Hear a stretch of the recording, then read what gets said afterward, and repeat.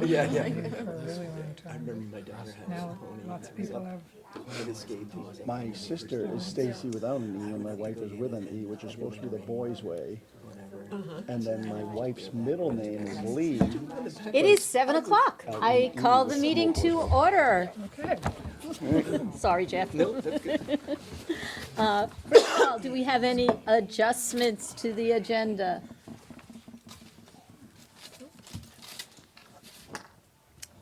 Seeing none. Public comment. So we'll begin with the people in person, and then we'll go to people who are online who would like to have public comment. So is there somebody that would like to go first? Welcome, by the way. Glad to have you here.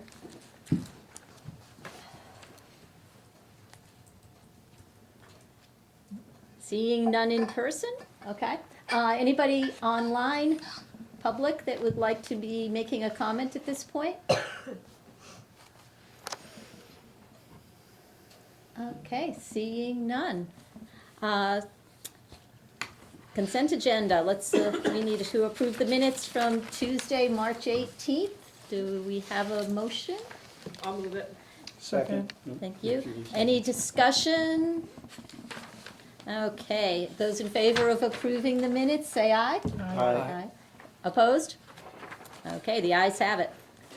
We have another opportunity for public comment. I've never understood that. Why do we have these two public comments right there? Anyway, anybody change their mind and want to speak? Maybe that's why. Okay.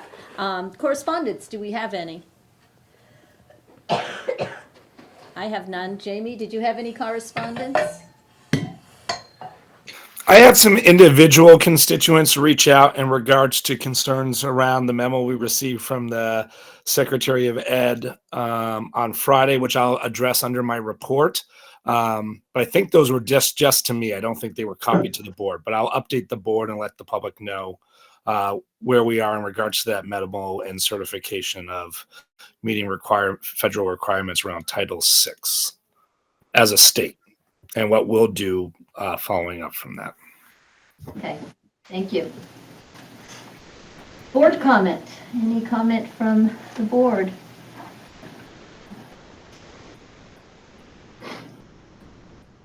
Okay. Celebration of learning. Who's on? Senior capstone project. Yeah, So- Joanne and Felicia, yeah. All right. Do you have a second? Yes, we do. Yay. Good evening. For this month's celebration of learning, we wanted to share with you the results of the White River Valley High School capstone pilot. And we even have one of our capstone seniors here.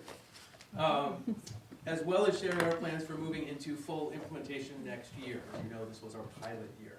So first of all, thank you for having us. We're glad to be here. My name is Ben Boynton. I'm the Flexible Pathways Coordinator at the high school, and I'm here with Lisa Fowler, our art teacher. We were the capstone advisors for this pilot, and we're pretty darn happy with the outcome, as I think pretty much everyone who made it to one was equally impressed, so that's good. We know you will come up with questions as we go. We expect that some of you may have in fact come with questions already, so we will answer some of those, we hope, during the overview, and then Mr. Canarney asked us to leave some minutes at the end to answer questions. So we're going to ask you to hold your questions so we can kind of deliver all the info, maybe prefigure some of your questions and lay them to rest before you have to ask them. So that's where we're going to go. And I'm going to hand off to Ms. Allard. Okay. We have a slide shift. Perfect. So in Capstone, seniors would explore something that they were passionate about in a very structured manner and share their learning and accomplishments in a range, or to a range of audiences. There were basically three general types of categories that were covered. The first was a practical exploration, so something like auto repair. The second would be a career exploration, which was something like, I want to figure out in the medical field what career path I might want to follow. And then the third was an academic exploration, which was conducting research in an academic way on a topic of their choice. Within that, there are 5 sort of facets of the project. The first is the research, and so they would research their topic of their choosing, And that included documentation. It also included regularly updating and annotated bibliography and talking with their advisor around that research, and ideally their mentor as well. The second piece was the application of learning. And so that was some sort of creation that shows the fruits of their research. That went in a lot of different directions. Within this, there's a lot of planning and implementation. So because we all have to plan both individually and collaboratively, we set up Capstone in a way that students could practice what that was. One of the ways in which we did planning was action plans. A second way was through conferences with Ben and I as their advisors. We had multiple checkpoints as we went through the process. The fourth thing is reflection, and it's important in order to grow that we reflect on things. So students would reflect and discuss their learning with both Ben and I through conference and also through written assignments. And then obviously the one that everybody kind of remembers, the big aha moment, is the presentation. And that's where they would explain their research and their work and their product to an audience that was made up of not only their peers, but community members and school staff alike, as well as other supportive adults. And those were pretty impressive. And one of the fun things we did with presentation was asking students to dress appropriate to their topic. So here we have Hannah in her full hiking gear with her backpack. So had to put that one right up there. Sorry, Hannah. Thank you. So what went well? First of all, the plan worked. I mean, that was pretty cool. We actually worked. So we piloted the high school capstone in full this year. There was no partial measures. We're just going to do it, get it done with everybody who's available.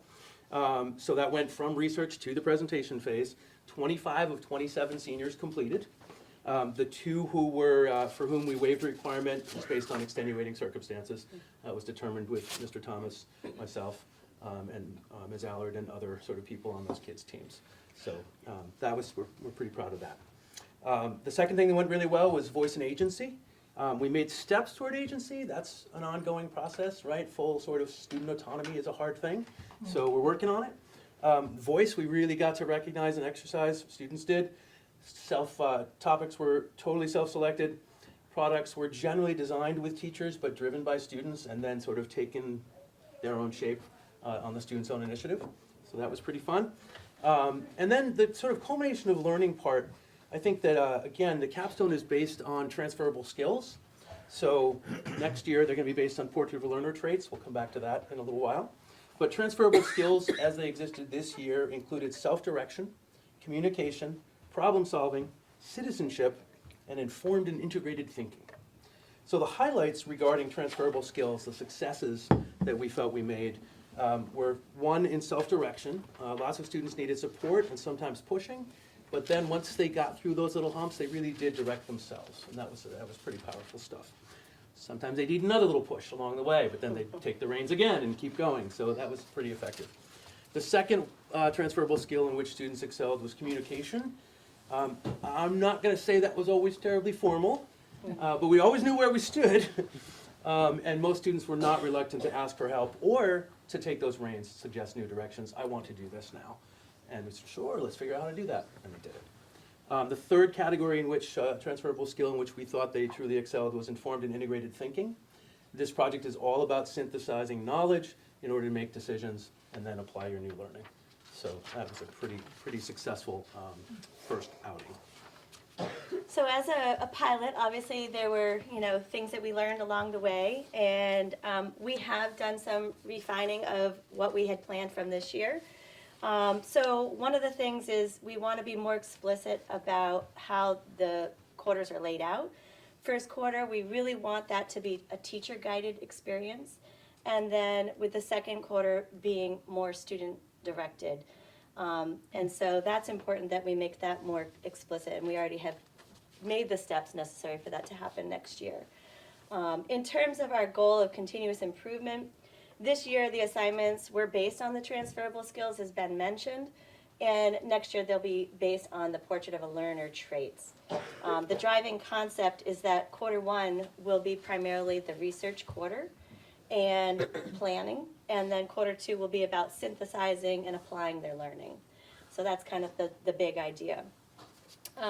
Capstone is where the portrait of a learner becomes portrait of a graduate. Success is founded on growth in and ideally mastery of the skills that make up each trait.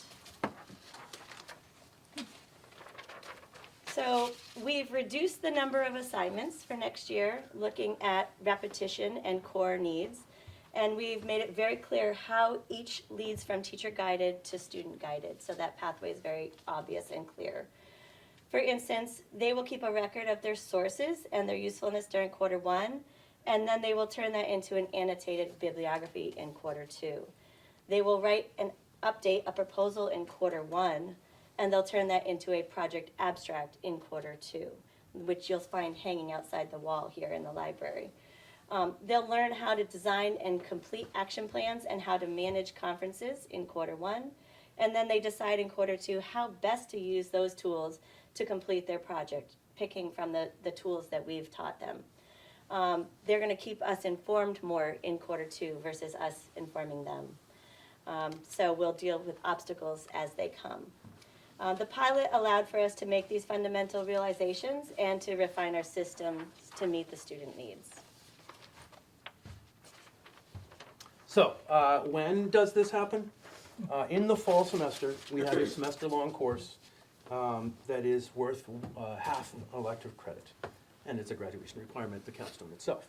So even if they don't need the elective credit, they'll still get it, graduate with more credits than they might have had otherwise. But this provides students with the time to do this work with guidance and support. There are some schools that might say, hey, here's your senior project, go, see you later. That doesn't work, especially with the ambitious way that we're trying to do it. Students really need that time and that guidance in a structured environment and a time set aside to be able to work on that stuff. During midterms week in January, we have student presentations. We time it this way so that peers, including younger students if they're available, so that peers and supportive adults can attend, right? That's the goal. So this year it was the second half of each day during midterms week was set aside for capstones. And we expect to use that same schedule or one very much like it next year, noting that we have more than twice as many students next year doing capstone than we did this year. Big class coming. And then finally in the spring, the capstone advisors meet with juniors to begin preparations for the courses coming in the fall. And that's another thing we learned is that we need to do more sort of front loading with students so that they're really ready to just start doing the research, start doing the thinking on day 1 of the fall semester. And ideally to also get mentors lined up Exactly. during the summer months and early in the year. All right. So who is involved in the course? All of the in-house seniors will take the course and do the full capstone experience. That's the way we did it this year as well. Tech students and others on pathways that have them completing their education outside of the building will engage in a modified experience where they will present to a modified audience later in the year. Probably no later than late April so that they are close to the end of their pathways. So for example, if they did a tech program, they might have been there for almost a year. They'll have a portfolio to share. Capstone advisors, or the teachers of the course, in that regard, this year there was just Ben and I, so we had 2. We were them, with more than twice as many students next year. We're going to need more staff to be involved in this. We're hoping for 5 to 6 next year, so that our groups are small and we can really work with students more individually. So that'll be something that we're looking for. Each student has an outside mentor who is a subject area specialist or expert, so that the student can turn to that person for advice, potentially lead them in a direction on their research, help them and guide them on their product that they'll be producing as well. Because this, hold on. Sorry. It's okay. Because this project is about growing networks and learning how to engage with new people, mentors must be new to the student. So we do not want them to be a family member or a community member that they know or friends of the family. We're hoping for this person to be new. We think, as I think I put it to Ben, this is adulting. Learning to be around new people is really important. So the capstone program relies on engagement from many different directions, and we need to grow our community network and connections. We're hoping to get the word out here, and we're hoping that you all will help us with that message. Ben has produced a QR code and little flyers up by the owl for you to take with you when you leave. That will take you to a survey where we're going to ask for community engagement. You can share, or you or somebody else can share, any specialized knowledge you might have, your desire to be a potential mentor, any other information that you think might be helpful for us to engage with our community.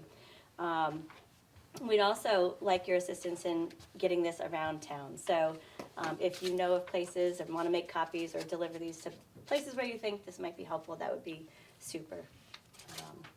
So we're, asking for assistance with getting the word out. Or drop me a line and let me know where I could send them, and I'll take them over there. Or I can send you copies, whatever works. So this would be the point at which, if you actually could, I know it's school, we're not supposed to use our phones, but you could get your phone out and grab the QR code if you wanted while it's still there. And again, there are pieces of paper over there with that info on it. So, well, I just said that, but I'm going to make him move the slide anyway. So who plays a role in each presentation? This is so part of the cool part, right? There's a panel in front of and an audience for the student to work with. So on that panel, we have one faculty member of the high school on each panel. On each panel, we have a current junior, right? So that they can get a heads up on what's happening. They all in-house juniors will attend at least one presentation to be on the panel, and then we invite them to attend as guests, as audience members. We would like to have one community member on the panel who's not someone affiliated with the student, who's not necessarily affiliated with the school, which is somebody from out there. That's part of the survey. That's aspirational. We didn't get to that this year for any number of reasons. It was a pilot, so I feel okay about that. And finally, seniors are encouraged to invite family and friends to their presentations. We give those folks the front row. So seniors each presenter has kind of a friendly audience right in front that they can kind of rely on if they get a little nervous. So that is our last grouping of that. And I guess with that, we just want to open up the floor for any questions you might have for Ben and I around capstone. We hope that wasn't too fast. Sorry. So just in looking to next year with the community involvement part, how many would you typically say on one day? So if someone were to set aside, I can do Tuesday, could they reasonably? It was So, three. so we had 6, but it was 3 in each of 2 rooms. They were back to So you back. really could only go to 3 at this, because it would take weeks to do them all. So next year, when we have more people, it'll still be that same thing. They'll be done throughout the week, but it's generally 3 sessions per afternoon.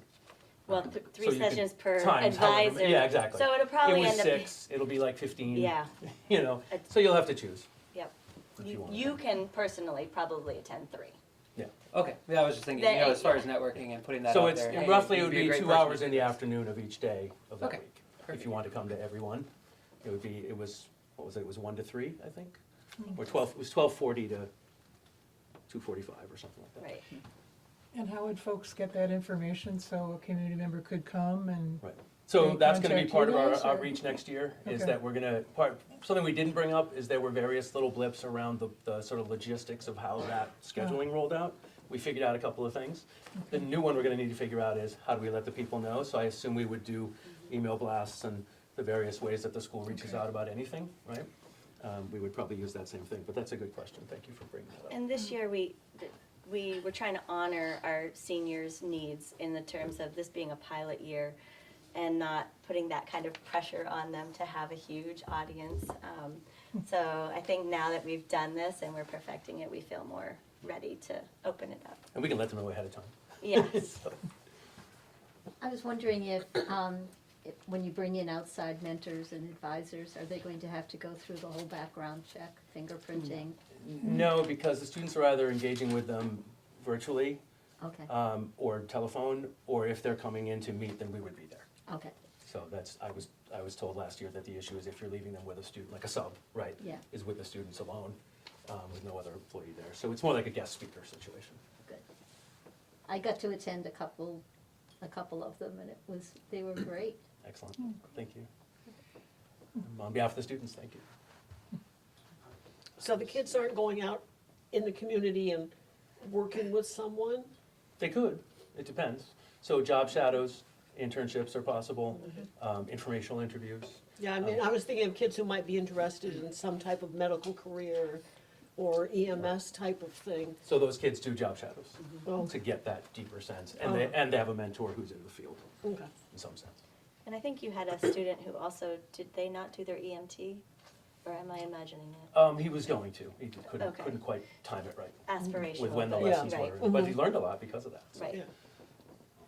I'm sorry, I missed a piece of your presentation. How many students are you expecting in the class next year? Right now, according to my numbers, we would have 54 students doing capstone. There are more students than that, but the students who are doing at Hartford or at RTCC, for instance, won't do capstone. They'll report out on their own work, but they won't do this course. So 54. So that means 54 mentors, right? It's ambitious. And I'm sorry, did you say, so the junior year or the tail end, so that's when they're gonna develop, so that's when you have some idea of what sort of mentors you'd really be trying to. We're gonna start working with those juniors a week after vacation, and then, and then we're gonna start talking about what are your topics, what do you really wanna do, and that gives us the chance to start looking for mentors early on. They don't really need the mentors until they've done their research, so probably at least halfway through quarter 1, but it's nice to hit the ground running, Right, and it for us gives to then be able, if somebody's ahead of the game, we can go, oh, here, can I contact this person? You know, so yeah, the goal is to, over the summer, kind of build that network. You said hit the ground running, and it was brilliant that the juniors were not only invited, but required to come to be on the panel and also watch some of this. And the sign-ups for the juniors was really exciting. I happened to be in the hallway when the announcement was there, and all the juniors were so excited to sign up to see and listen to the seniors' presentation. So, well done. Well, and the nice thing is it gets them thinking about this now. So I think we'll find that this coming year's seniors will already have some ideas when we start talking to them Yeah. after vacation. So, Great job. Thank you. thank you. Thank you for having us. Thank you. Okay, moving along, reports to the board. Jamie? So I'm sorry I'm joining you from home tonight.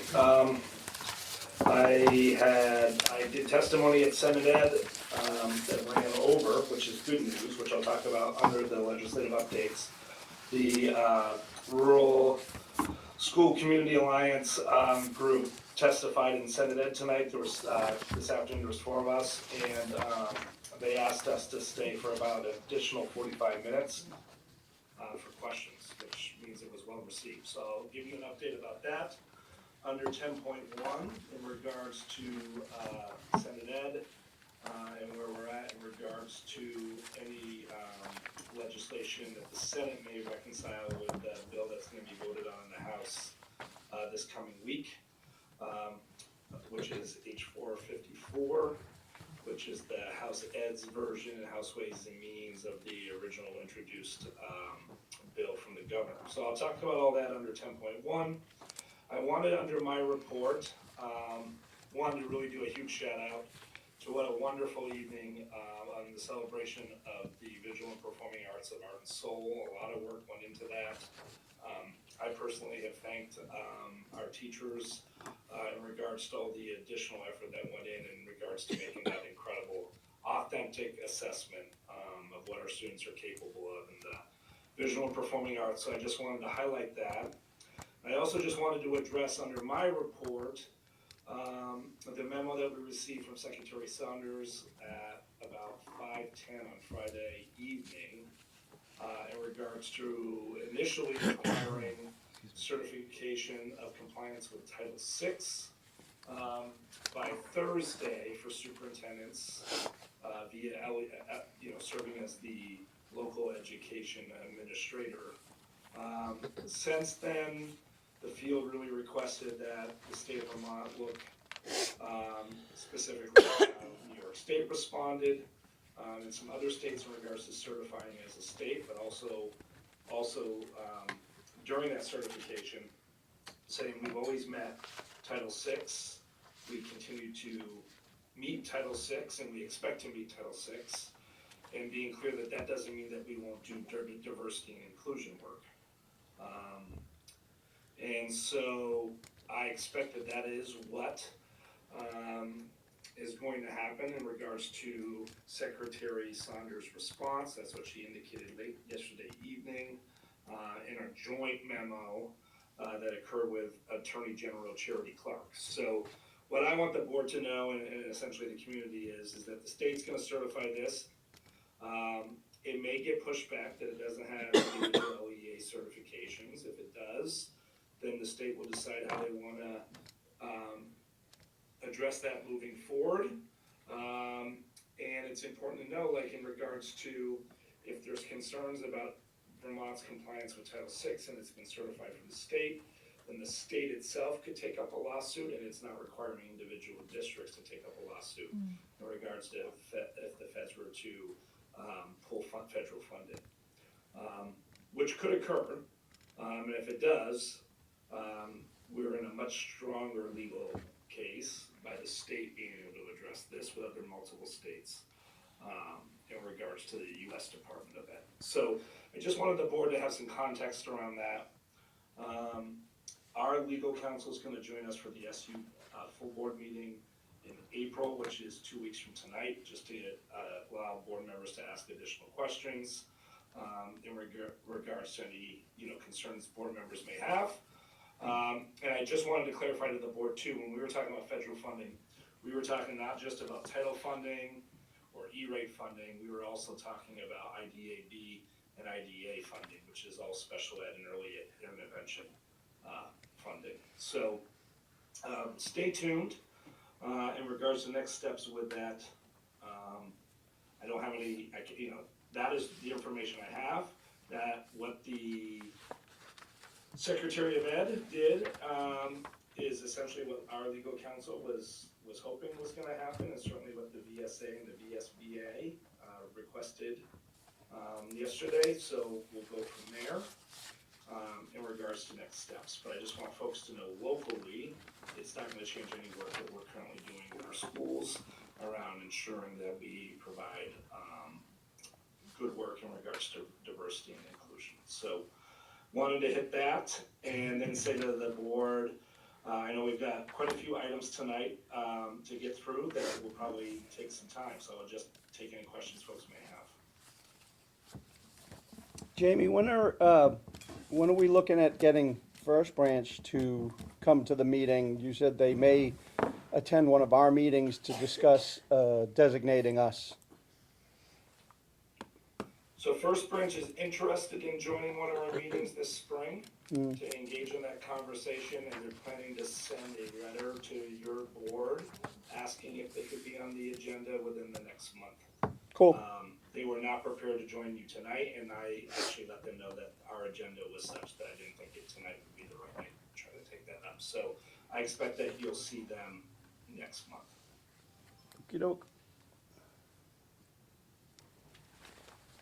Okay, any other questions for Jamie? Okay, principals. I'll kick it off because I know you're all here to hear about the chickens. We have been on Chicken Watch in both elementary schools. We're literally live streaming them on YouTube as they've been hatching, which is very exciting. So on the Bethel campus, we already hatched chickens, and if you've checked out the principal's report, you can see we have a chicken condo that the kids are walking by and checking out the chicks. On this campus, we're waiting right now for the Icelandic chicks to hatch. So we are full on, all gone to the birds. Other highlights for the elementary are that, well, this isn't a fabulously happy highlight, but the Vermont Reads initiative that we were engaged with, a bunch of our teachers were engaged with, which was supposed to offer not only instruction but coaching, has been put on pause due to the federal cuts. So our teachers are a little bit disappointed, but there's still one more workshop they can participate in for now, but I wanted to update you on that. I think big celebration of our third graders on this campus because they are very philanthropic and just want to raise money and give money to everybody. So pictured in the principal's report is them giving a big fake check to the food bank in Royalton. But those parents know how to bake, for one, and the high schoolers love to buy. So they have the right audience, and it's the perfect match. And I think it's wonderful that they're what they're doing. We also highlighted Francie Slater. She is getting us ready for spring. We have garden builds coming up on both campuses to better build gardens in preparation for growing and learning and potentially winning all the gold ribbons or the blue ribbons at the Tunbridge Fair. Also, more celebrations. We have to be big kudos to Aaron Slater and his pilot group of Destination Imagination, the Unique Horns, which is like unicorns, but it's not unicorns. They competed, and you should see the press release. They scored. They came home winning, so we're so proud of them. In addition, we have some amazing state spelling bee participants that went up and did the big state spelling bee. So we're proud of Winnie and Gabe and Zoe and Remy for doing their best and representing us there. And then finally, I just wanted to do a big thank you to the participating partners. So I missed the last board meeting because it was our social media community conversation, but it was wonderful to have the police presence that we had at the conversation. We had about 30 people participating. We had partners with our South Royalton Health Center and Health Hub. And I think that all the feedback, because we did an exit ticket from the people that had come, they just felt like it was really wonderful. Also, we're really thankful to Orca Media who recorded it all. So the next step is to push that out to everybody. So even though they couldn't be there, they can still get the information that is so direly needed about social media and online safety. And that is elementary for now. Tag, you're it. We do not have freshly hatched baby chicks in the middle school, so unfortunately I can't follow that. A couple of things to note and a couple of corrections from what I included in the principal's report. At this point, we have had multiple coordinated service plan meetings. I point those out because our collaboration with folks like Clara Martin and Health Hub have brought a different level of wraparound support. We use that phrase often. I've used it in this kind of venue before. And what we're seeing, our families are leaving with some actual action steps to support them and remove barriers. And that collaborative approach helps move things from school is something being done to you to school is something here to support you and grow you. So we really appreciate those partnerships. Special thanks to Danny Isham for the work she did today and in our last several meetings. I do want to point out that this is transition season. This is when we start talking to our colleagues in grades above and below about how we're transitioning students.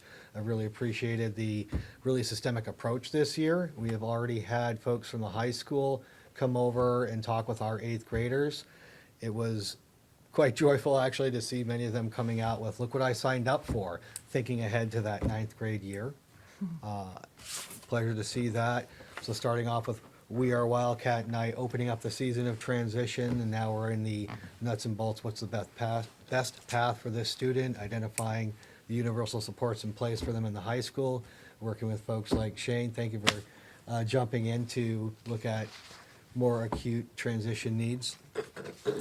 A couple of corrections. From the report, I stated that all of the middle school students have finished their VT-CAP testing. I wrote in an anticipation, because remember, we write these to submit. We do have a few to finish up, but we are on track to finish those in the next couple of days. No problems that we see there. And I also used the word policy. Ooh, and what I meant was procedure. And a line below that, in terms of data team and looking at learning loss, because we are aligning with broader conversations on rethinking attendance procedures to better support student success. And that is an SU-wide, school-wide conversation. I've mentioned throughout the year some highlights of what we've been creating in the maker space. We are at the point now where those tools are being used to tie projects and learning to things in the community. I recently hosted a small but focused community conversation on how that applies to our vision, how we honor values of the past, move forward, continue to build a middle school identity. So a lot of those artifacts are now being tied to real people, real learning, real history. We have students who are interviewing community members, alumni, talking to them about their experience, what lies behind a picture or an object. So it's really nice to see the evolution from the tool to how we use the tool to represent that connection. And something I've talked to you many times about is our foray into boat building this year. I want to put on your mental radar in the last full week of school, that would be around June 9th that week. We're looking to have some small scale but official ceremony of launching those two vessels. They represent, again, a dedicated group of educators who learned how to do something new with students, students who learned how to do pretty technical things beyond what they walked in knowing. Also tying to historical work with museums. The culmination will be in that week, and I would put that out as an open invitation to come see us launch those boats. We're tentatively looking at a Silver Lake launch. So putting that in the back of your minds, it'll be the culmination of me talking about the boats for 12 different meetings. And I'll stop there. Great. So the high school, I just want to talk about the summer. Principal Oakes will be bringing a group to the BEST conference, and that's such a great opportunity. I've had 3 years of bringing different groups there and really learning lots and moving forward with plans for the summer, so I think we'll enjoy that. Our first year data team is doing a really good job. To get that up and running, last year we went to an elementary data team meeting to see how efficient it was, and so we've been working on our data teams. One of the nice things is the South Royalton Health Center, Health Hub, will be part of our MTSS meetings starting this year. So that's exciting. Another part of the highlight for our board report is next year's schedule, and I know we're going to talk about next year's schedule, but one of the things I'm really excited about is the semester-long high school seminar class. It will include leadership and character development through our Lead 'em Up classroom SEL curriculum. It will also include opportunities for guidance, flexible pathways, and media literacy. So one of the things we're seeing with our incoming freshmen are the kind of lack of skills, and so that gives us a semester to teach them so that they're successful for the rest of the school. Our last night we held our student-led conferences in the gym. It was something that we tried to do new. It was we've been holding them with our advisories, and the feedback from last night's conferences was really outstanding. Parents really felt that they were able to connect with teachers that their students have, and not just the advisor. And it was great to see parents like waiting to talk to teachers and communicating, and it was a great community event. Speaking of community events, Hannah has our third goal. Thank you. Yep. Yeah, so to finish this off, Mr. Thomas joined the British literature class, and they headed to New York City to see a performance of Othello on Broadway. This also included some really good food, a walk through Central Park, and a boba shop. Next, we had our alumni basketball game, and this was put on by Mr. White, a teacher at the high school, and he organized it, so thanks to him. This event raised over $80 to go towards the school's food shelf. We also celebrated the winter season with the end of season banquet. Ute Otley, who has led CVU High School to 8 state titles, and is the women's head coach this season at Norwich University, was the keynote speaker at this year's Winter Awards Night, and it was a really good success. And lastly, the Art and Soul Night was amazing, and it was great to see all the students from the 10 different towns come together to celebrate the arts. So. Thanks. Thank you. Okay, Tara. So you all have my report. It outlines what's happening in the business office during the month of April. It's a busy reporting month for us because Q3 ended in March. So we have to get all of our state and federal reports in by April 15th. And then other than that, Rochester, Stockbridge Unified District and Granville Hancock Unified District have their budget votes in May. So we are getting our annual mailers done for them and getting prepared for those meetings. And then if there's any questions. I don't have exciting chickens either at central office. But you're gonna pay for them. Okay, seeing no questions, thank you, Tara. You're welcome. Policy Committee, any updates? We didn't meet because in Bethel, there was the community gathering with our local elected officials. So we'll be meeting this month. We've got about 8 policies currently right now, either being revised or introduced as a couple new fiscal policies. I expect hopefully half of those are voted out of committee this month. So there'll be some additional policies forthcoming for readings here, I would say, in May. Thank you. Okay, appointments. Finance Task Force. I was on that before, I'll do it again. Thank you, Peggy. So Andrew, I saw his name at one point pop up on the screen, but he also indicated that he would be interested in continuing to be on our finance task force Which would be as a great. community member. Ah, So I don't know if Andrew's still on and still willing to be the community member. And then we usually have a principal who joins us. It was Jeff. So, and what the finance committee does is we meet monthly during the day for about a half an hour, and we review warrants that have been issued, if there's any concerns in the budget, any big expenditures that may be coming down, to give a heads up, and any other types of financial discussions that we need to have. thank you. You're willing to be our person. I am. Awesome, thank you. Okay. Facility Task Force. Yeah, that was Andrew and Rodney. It would be great to get 2 more board members to consider joining us, and I'll reach out. It's also been Chris Gray and Chris Jarvis. I haven't heard from Chris that he doesn't plan to want to continue on that in regards to that work. So are there 2 additional board members that would have interest? Interested, I'm curious about the level of commitment, you describe with finance, like a half hour during the day type of. Yeah, so we always provide a virtual option. We've tended to meet right after school around 3:30. And it's 1 to 2 meetings a month. For how long? About an hour. I wouldn't mind being on it. Since I wasn't on anything else in the We've got Peggy. And I should be able to commit to that. Awesome. Great. I'll send an email to try to get a better sense of like what time, day of the week. I mean, we can be somewhat flexible. So. Great. Discussion items, legislative updates.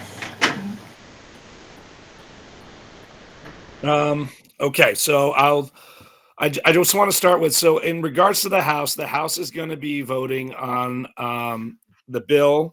I would assume, if not tomorrow, on Thursday, which is H454, which was the bill number for the governor's original proposal on the transformation of education. The House worked off of that bill and revised it significantly. So in regards to the House bill, what you have is a bill that's essentially saying that there should be a non-voting commission, like a task force of the current commission that they constructed last year. That's non-voting, that will provide up to 3 proposals for governance changes in regards to the structure of governance across the state, that align with minimum class size requirements, which is 12 for kindergarten. It is 18 for grades 5 through 12, and I think it's 14 or 15 in grades 1 through 4. And the concern that the Alliance has testified against last week in House Ed, and we testified again in this week, is that they did not allow for a supervisory union structure to be included in that bill language in regards to what the 3 proposals could be. And you may say, well, what does that mean? Well, that means that those maps and proposals are going to require additional forced merger, because we are a supervisory union, right? We have a governance structure that serves 6 district boards, of which multiple mergers have already occurred. We are a merged supervisory union of 2 supervisory unions, and then we went from 10 town district boards to now we have 6 boards, 4 town boards, 4 unified district boards, 2 town boards. So if the only mechanism moving forward is supervisory districts, that means it is requiring forced mergers of all these current districts that are unified, or town districts or supervisory districts, to be merged. And the concern that I have for that, and certainly the concern that the Alliance has been speaking to, that is that is a mechanism to depersonalize that unified district structure, to then allow closures of schools to be easier.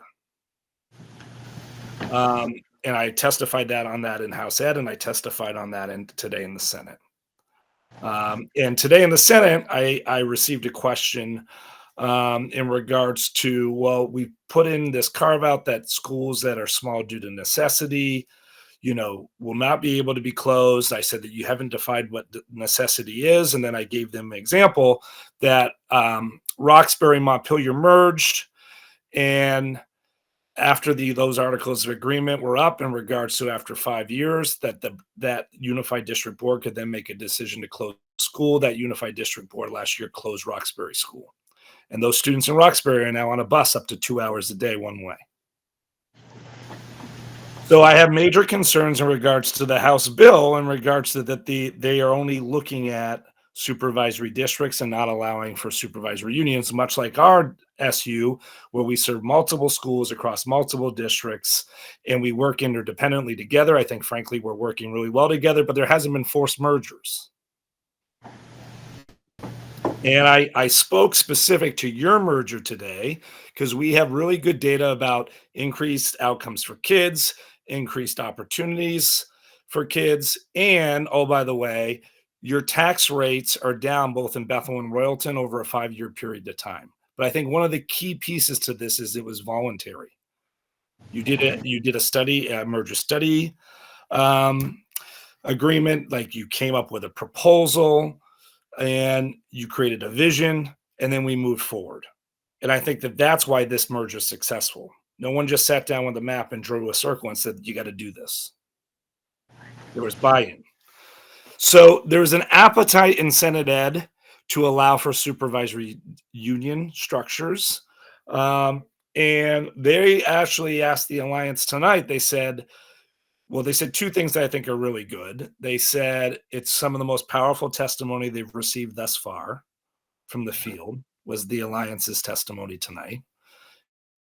They felt like we provided the most research that they've received thus far. And they also said, would you provide a policy proposal that could be turned into a bill? So they're interested in working with the Alliance. And they also said that we need to invite you back soon. So we'll see what comes of all that. But I felt incredibly positive leaving that meeting tonight that there could be some movement in regards to Senate Ed of listening to some of these concerns.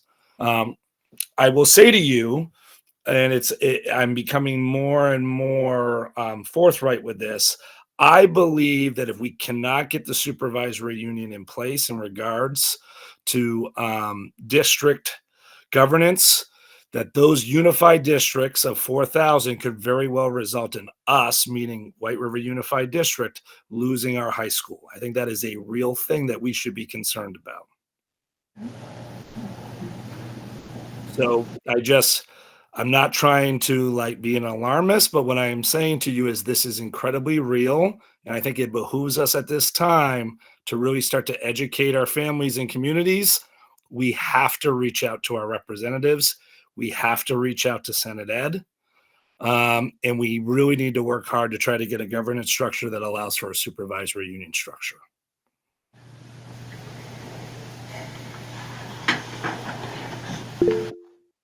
Thank you, Jamie. Any Julie? questions? Hi, I think you kind of answered one of the questions. Jamie, I had a question if in general they had reached out to superintendents, especially like you, who has this huge range, to get any feedback before anyone created numbers of how many districts there would be. Did anyone reach out to the superintendents just to see how it's going for big rural districts? No, and I would say this to you too, and I said this in Sharon tonight. The VSA, the Vermont Superintendents Association, and the Vermont School Boards Association has not allowed for the supervisory union superintendents to have a voice and testimony, and they've gone as far as providing testimony that would close over elementary schools in our SU, and as well as our high school. That is the testimony that the VSA delivered and that the VSBA supported. So no, I would say that those mechanisms are not giving us a voice. The good news is, Julie, the Rural Alliance is growing significantly. There's over 80 boards now that have joined the Alliance of school district and select boards. And so they're allowing us an opportunity to testify.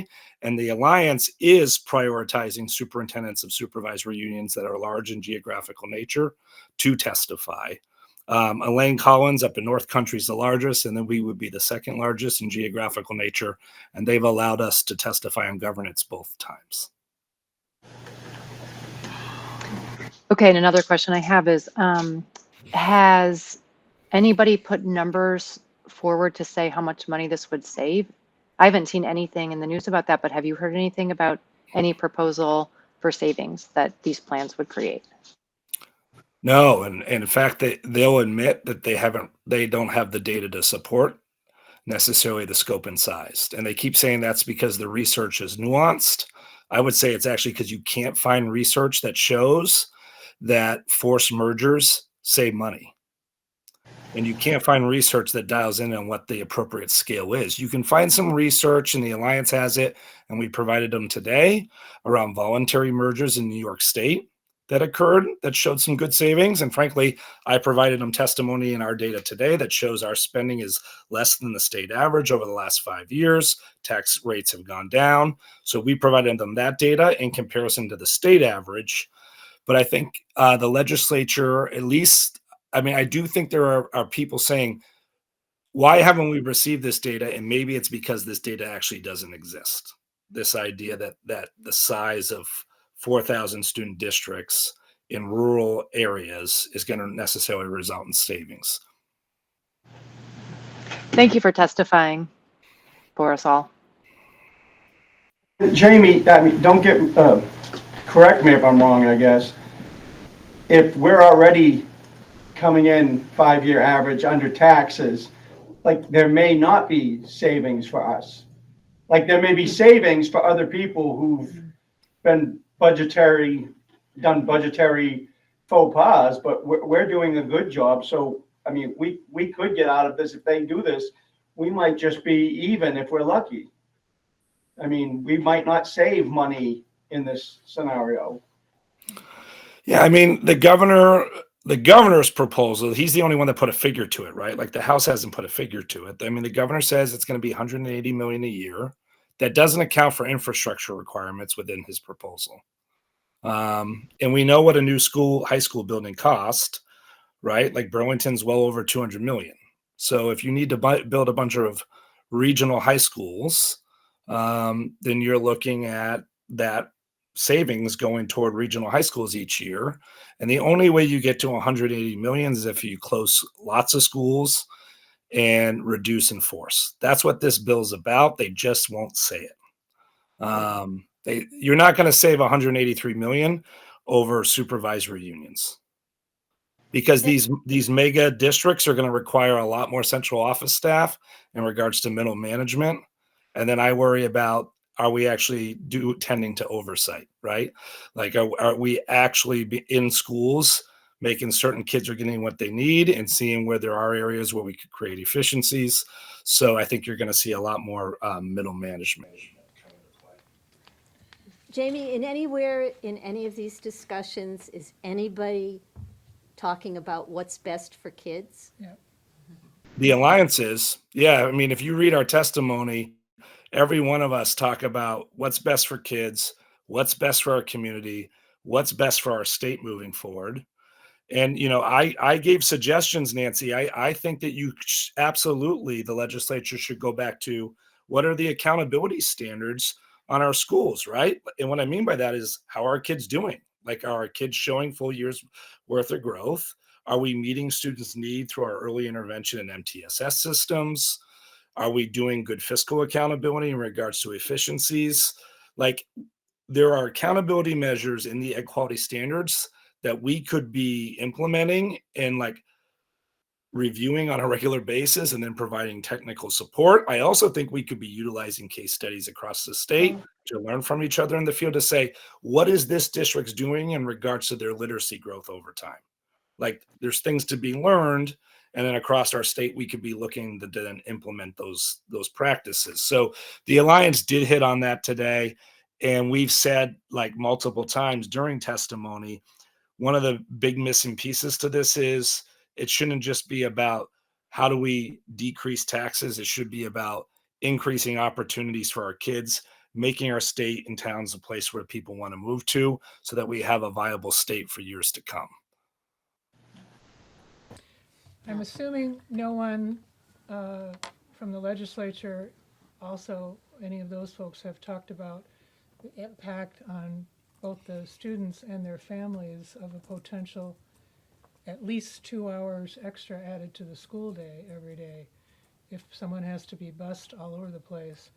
And certainly, having just gone through the winter here, I could see how an hour bus ride could turn into many more hours of bus ride at some points during the year. So Senate Ed's aware of bus ride. And they actually said today, they said, well, we don't want anyone on 90-minute buses. And we said, well, then you're going to have to run some routes on maps because most of our buses are already on the road 45 minutes to an hour. So if you're trying to get students from point A and B, you've got to, it's not just an hour bus ride from one town to the other. You got to take into account that those students are on a bus to get to that centralized location already. I do think that really caught their attention in regards to their maps. And then, Jamie, this is all, all the major positives they're presenting are fiscal. I mean, has anybody addressed in these hearings that they're going to ruin real estate prices every place where you close schools? I mean, if you close all the schools in Royalton and Bethel, people won't want to move to Royalton and Bethel as much. So people's houses will actually lose value if schools are closed. I mean, people don't want to move if their kid is going to be bused an hour and a half away to school. They don't want to move to that town. And I don't blame them. So he's proclaiming, or they are proclaiming savings, but if your house loses value, yeah, you're going to save on your taxes because your house lost $40,000 worth of value. So how can they be not talking about that in these meetings if money is their calling card for this? I mean, they are, Ed. I mean, I would say to you, I think that they're doing a really good job of talking about all these topics. I think that they believe that there was a mandate to decrease the cost of education and alleviate stressors on taxes from all the failed budgets from last year. Now, none of our budgets in the SU failed, our SU, but there was a significant amount of budgets that went down last year. I would say to you, I think a big reason why they went down was what we were talking about all last fall was a missed implementation of Act 127 that provide that 5% equalized tax rate cap, which contributed to some districts overspending, and it resulted in, this essentially a crisis in regards to the ed fund. They did go back and fix that cap. And then if you look in regards to budgets, and then if you look at this year, budgets were successful. And I do think some districts did tighten their belts in regards to spending. And so, I do think that there was a call to alleviate immediately some concern around taxes. I think if you look at this foundation formula and the idea of a block grant, and you have weights that contribute, like, again, just like Act 127, they're taking into account free and reduced lunch, students living in more rural communities. They're taking into account geographic nature in regards to population of towns because of busing, right? Like you have more bus costs. They're taking into account those students that need to be served for intensive services via an IEP. Those things have all been factored in regards to the weights that have come out of the House Ways and Means. Tara and I will work on those numbers the first part of next week and let you know what that means for your district. In general, we were seeing across the SU that this change in the block grant funding may actually result in a 3% increase in revenue for us. But again, if you look at what we spend per student versus what other districts are spending in the state, and oh, by the way, some of those are very big districts, we are spending within our means. We're not contributing to the rhetoric that we have a spending crisis. I would suggest perhaps that we challenge the Senate Ed Committee and the House Ed Committee to spend a day riding a school bus on one of these routes that preferably while there's still mud around, and see how they like spending a couple hours on a school bus. Might be good for them. Any other questions, comments for Jamie? And, I have a question on teacher salaries. Are they looking at statewide teacher salaries that are even throughout the state? Because that's gonna make a huge difference too, I would think. So they actually haven't been clear on that, Peggy. I mean, as current statute, which they haven't talked about addressing, those salaries then, right, would be bargained either via supervisory union structure or a supervisory district structure. The governor, like the secretary, has said that part of why their plan to do these 5 essentially mega districts, and they are mega, just for folks that are on tonight. I mean, we're talking about that proposal is a district that goes from Sharon all the way up to Craftsbury. So that they're saying that will, result in better pay across the state for all teachers. I don't think that they've necessarily taken that into account in regards to data around what that means for ed spending. So, for example, today, the Alliance, we showed if you were to merge 3 SUs up in Lamoille County, and all you did is factored up in regards to the CBA across the 3, it was going to contribute to an increase in spending unless you were to reduce in force of 3.2 million just in professional staff spending if you were to level up those 3 contracts, meaning Orleans South, West, Lamoille North, and Lamoille South.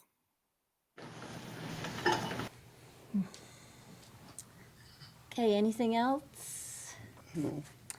Okay, next, the petition for bond vote reconsideration. Next steps. Tara, I'm going to let you, I've done a lot of talking. Can you take the lead on this one? I sure can. So we've been in contact with our legal counsel through this whole process. So we do have a draft of a warning in the event you guys are ready for that part of the conversation. So that would be the next step, is we would warn. Sorry, Tara, we just Oh. can't act on this tonight. No, we can't. Nope. So we will need a special meeting. Yep. So we have that from legal counsel. And so the way it works, because this was a reconsideration, it's the same language that we had in the original warning is what we're putting forth to the voters again. And in order for it to be, and I'm just going to read this right from the attorney because that's just a lot easier than me trying to do it different. If the affirmative vote outnumbers the negative votes and the affirmative vote total is greater than 2/3 of the vote cast to defeat the bond last time, the bond issue is approved, meaning the issuance of the bond. If the negative votes prevail or the affirmative votes are less than 2/3 of the prevailing votes cast last time, the bond issue fails. There will be no need for a third vote. So this is like the last, and so we would have to count how many people vote this time versus how many people voted last time, and we'd have to meet all of those numbers in order for it to either be approved or if it continues to be defeated. So it sounds like that if there were to be yes votes, that number has to be, for the yes votes this time around, it has to be 2/3 of what the no votes were last time. Or Which I greater. figured out was 290, and if you say it has to be more than 2/3, it'd be 291. So that's our next step. And we have to do it within 60 days, Of the petition being filed. April which is the 2nd. Second, okay. And we have to warn the vote 30 days. Yeah, all of those things still happen.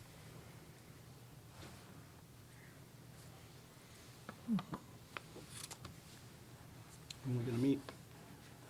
So so Jamie said we're not allowed to, It wasn't a warn to action, so we can't take action Okay. on the draft warning tonight. But And we we need have a- one that I can share with you all. We can schedule a special meeting to review it. and that's a 24-hour Yes, warning? special meetings are 24 hours, yep. Okay. Okay. What's your pleasure? Shall we schedule a special meeting sometime in the next day or two? That's fine, we can meet and discuss, or you can discuss now if everybody wants to go ahead with it.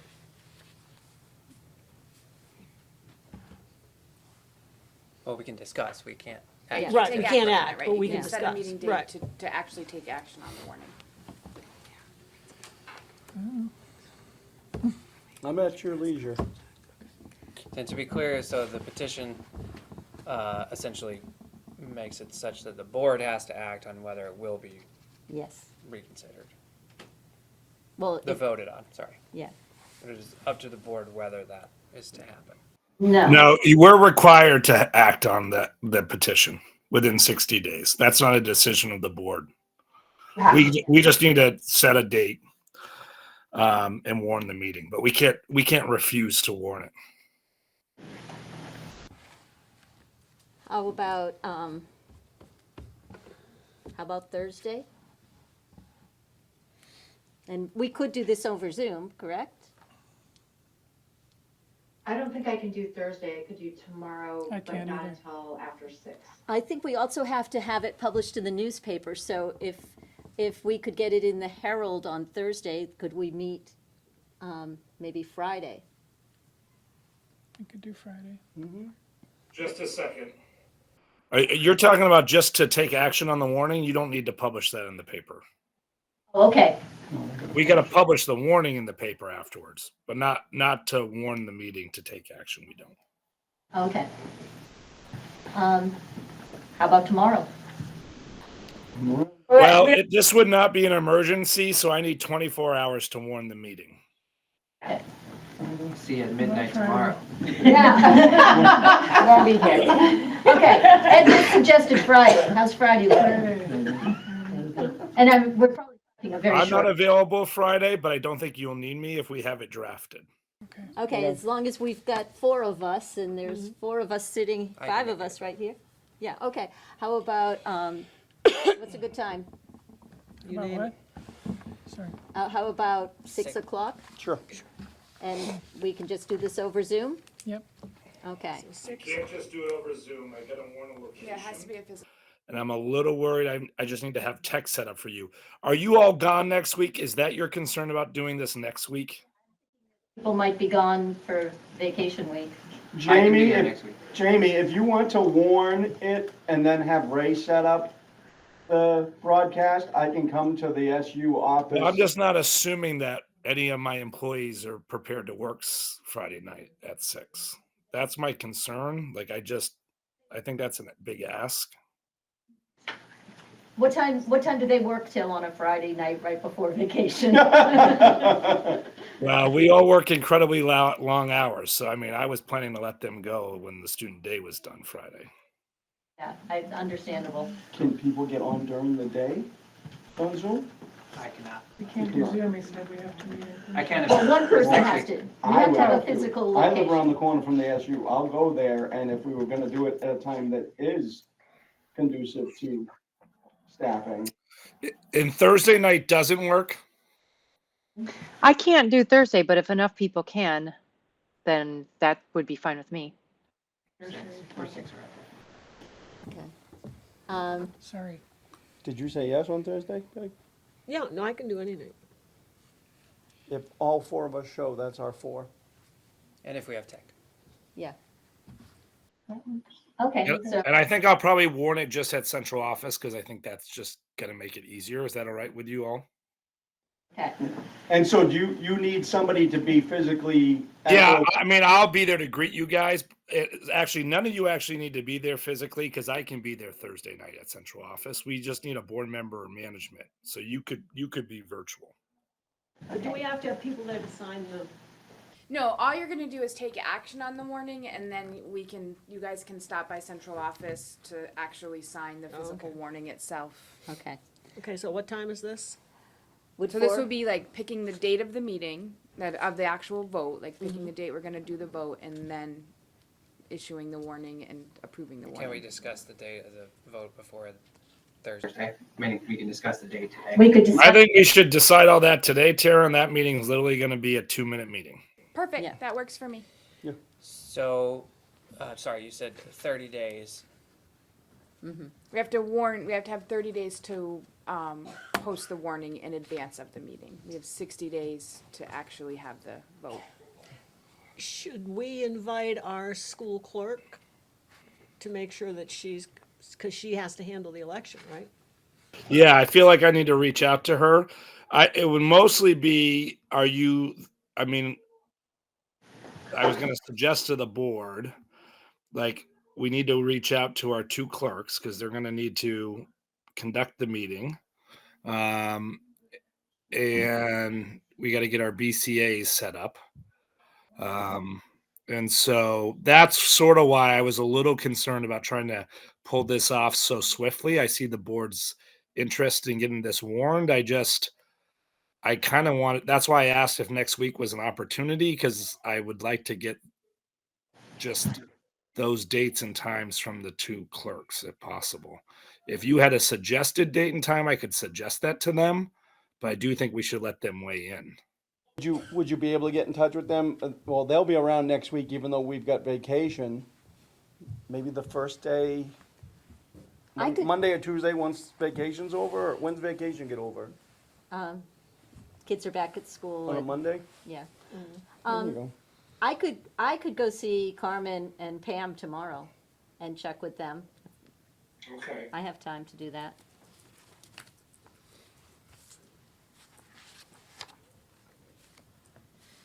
I'm looking at the calendar right now. So let's say you took action on tomorrow. On Thursday, right? And let's say by the time we go to the signatures, we were to post it, middle of next week, let's say, right? By the time we got to post it within 40 and 30 days. So let's say, the 40th day is on the 16th. So we got 7, 14, 21, 28. We're really looking at, I believe by quick math, we're looking at like the week of the May 19th, the week of the May 19th, I believe. The timing looks like. Okay. Do we have a consensus on sort of what day of the week normally? Seems like elections are always on Tuesdays. That's People are what used came to to mind was the voting on 20th, but- Tuesdays. Yeah, but I was thinking 20th also. Yeah, so maybe Nancy, suggest the 20th to them and see what they think. Okay. Okay. That's the week prior to Memorial Day. Yeah. So we're off of that a ways. And then there was required information night. Yeah, we should do an information night within 10 days. Yep. 10 days Of of the the post election. or 10 days of the vote. 10 days of what? 10 days of the vote. Okay. Okay. So that would be realistically 10th. May 9th or May 10th. 12th or 13th. Yeah. 10th is a Saturday, so 9 would be a Friday, No. Okay. or a week before would be the 13th, Tuesday. And that would more than likely require, a commitment from principals at least. I think, we've done them here before, right? And I think we got turnout. So we need to coordinate that with folks to be here. We should The tours probably were do one in impactful. Bethel and one in Royalton. Yes. The tours were impactful. I saw some traffic, at least. You could possibly do one the week before and even one the night before, or you could do one on a Tuesday and one on a Thursday that week. Might be good to stagger. Give more people a chance. Okay. Okay, we didn't choose a time yet for Thursday. I'm not here Thursday. Okay, right. But Peg is. Would 4 o'clock work for you, Peggy? Ed? I'll make it work. It works for me. I'm sorry, say it again. 4 o'clock on Thursday for Zoom for a 2-minute meeting? I could actually do 4 o'clock. I couldn't do later, but I could do 4 o'clock. Okay, okay, so that's 4, oops, that's 4 of us. Julie, 4 o'clock on Thursday for a Zoom? I think Julie said she couldn't do Thursday. She said Thursday was no good. Okay. If it is, And that's as long by as I can Zoom. do Zoom, I should be able to. It should be. But able we're to. okay with 4. Okay, all right, all right. We've got a Oh, quorum. okay, all right, Yeah. fantastic. And unless Julie and Dave, You you're can send it to me against in it. last minute. I'll try and get on from my Yeah, phone. but if you're against that date, let us know now, but we don't really need you. Sorry. Welcome to the board. We don't need you. Okay, so Thursday, 4 o'clock, And that's Zoom except for Jamie, right? yeah, and Jamie will be at the office. I think Jamie lost sound. Or he's got another sort of thing going on. Yeah, So okay. the assumption can be made that we're all for this wholeheartedly and these dates work? Is that? Yeah, I guess so. Okay. I think if those dates, yeah, if the Good. Okay. Okay, now, I think Jamie has his hand up. oh, Jamie, are you trying to say something? No. Something's, you might think he's off. Can we mute him? Is that possible? None of us can hear you guys, I believe. Julie, can you hear these guys? I can hear like part of a sentence and then it mutters out. So I don't know if people are talking over each other or well, there was if there's some, an audio.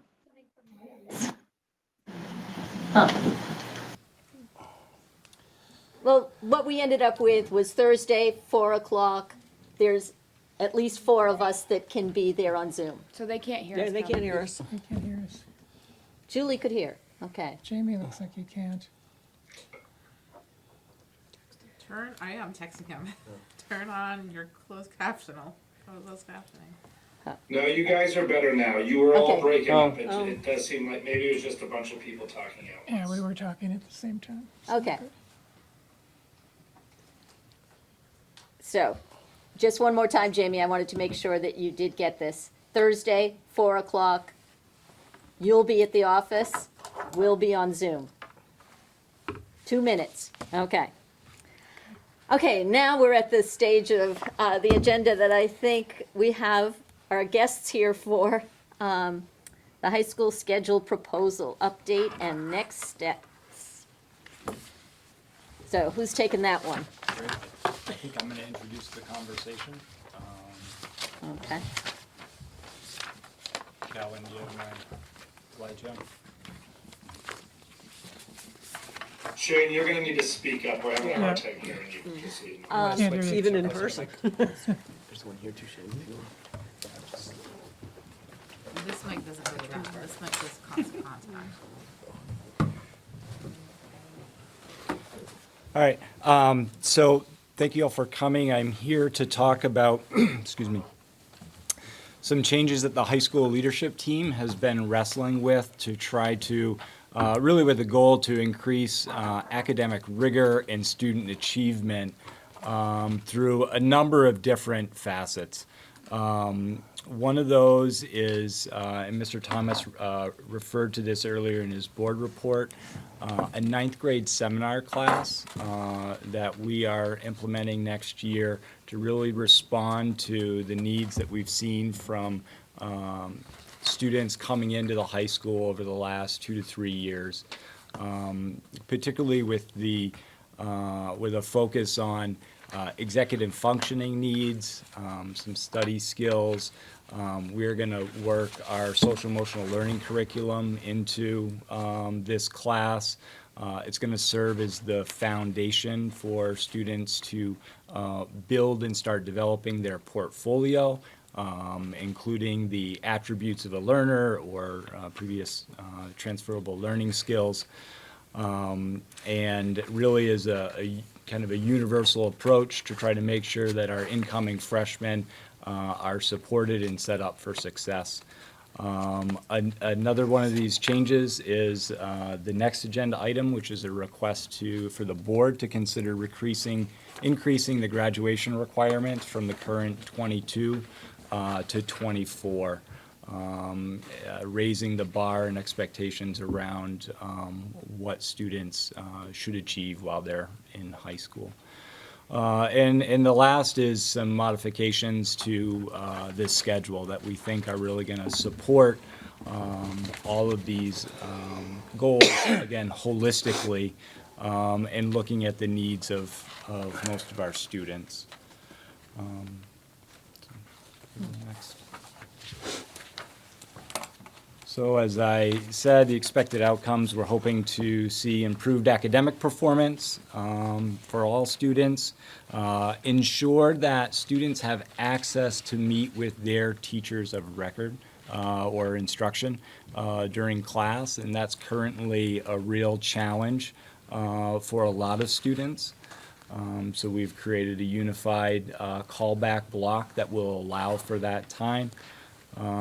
We expect that this is going to help reduce some problem behavior that does distract from and take away from the learning environment, hoping to increase time on task for all students, and work to effectively and efficiently utilize our resources. We all know that we're schools spread out across 2 campuses with multiple configurations and shared staff, and figuring out how all those pieces fit together and work together is, there's a lot that goes into that consideration. So, next slide. If you look up at the screen, this is what the schedule looks like for next year. With our unified callback and advisory time. So advisory will continue to take place once a week. That'll be on Mondays.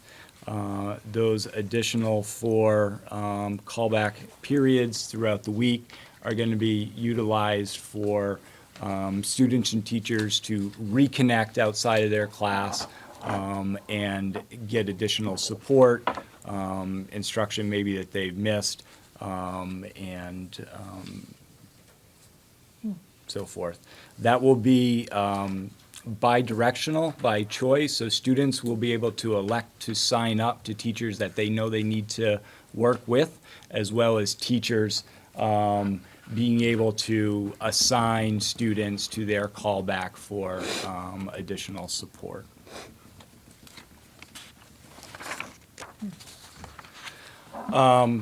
So, we've looked at and talked about these, some schedule changes like this for a few years now. And last year, as we considered this, really didn't have the data at the time we were looking at proposed changes to feel like we could move forward with any changes.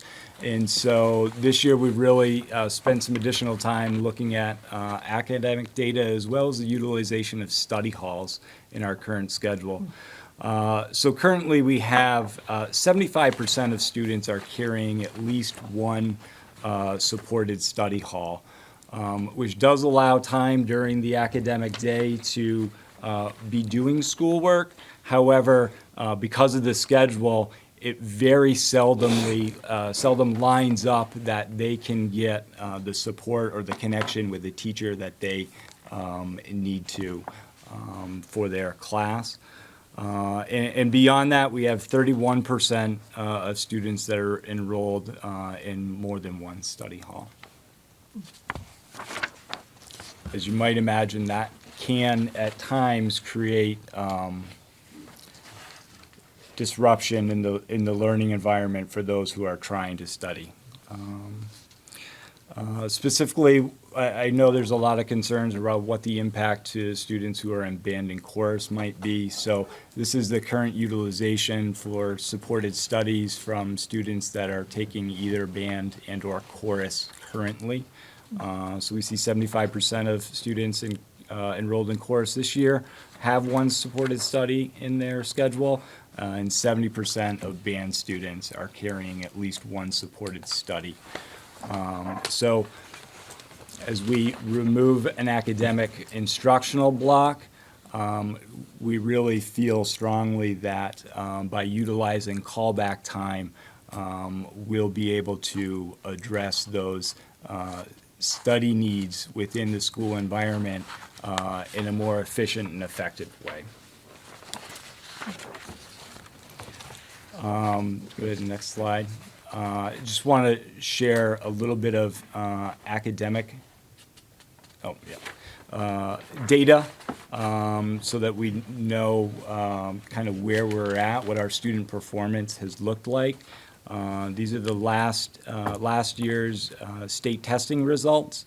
You can see that 51% of ninth graders last year were at or above the benchmark. And for mathematics, that number dropped to 27%. And so these are some things that we really, that trouble us as educators and things that we're working to rectify. That's only one data point. So if you can go to the next slide. This is some of our assessment data from this school year that relates to math and English. On the screen currently is our math data. The graph to the left shows whole school data. To the right or in the center is ninth graders, 10th graders all the way to the right.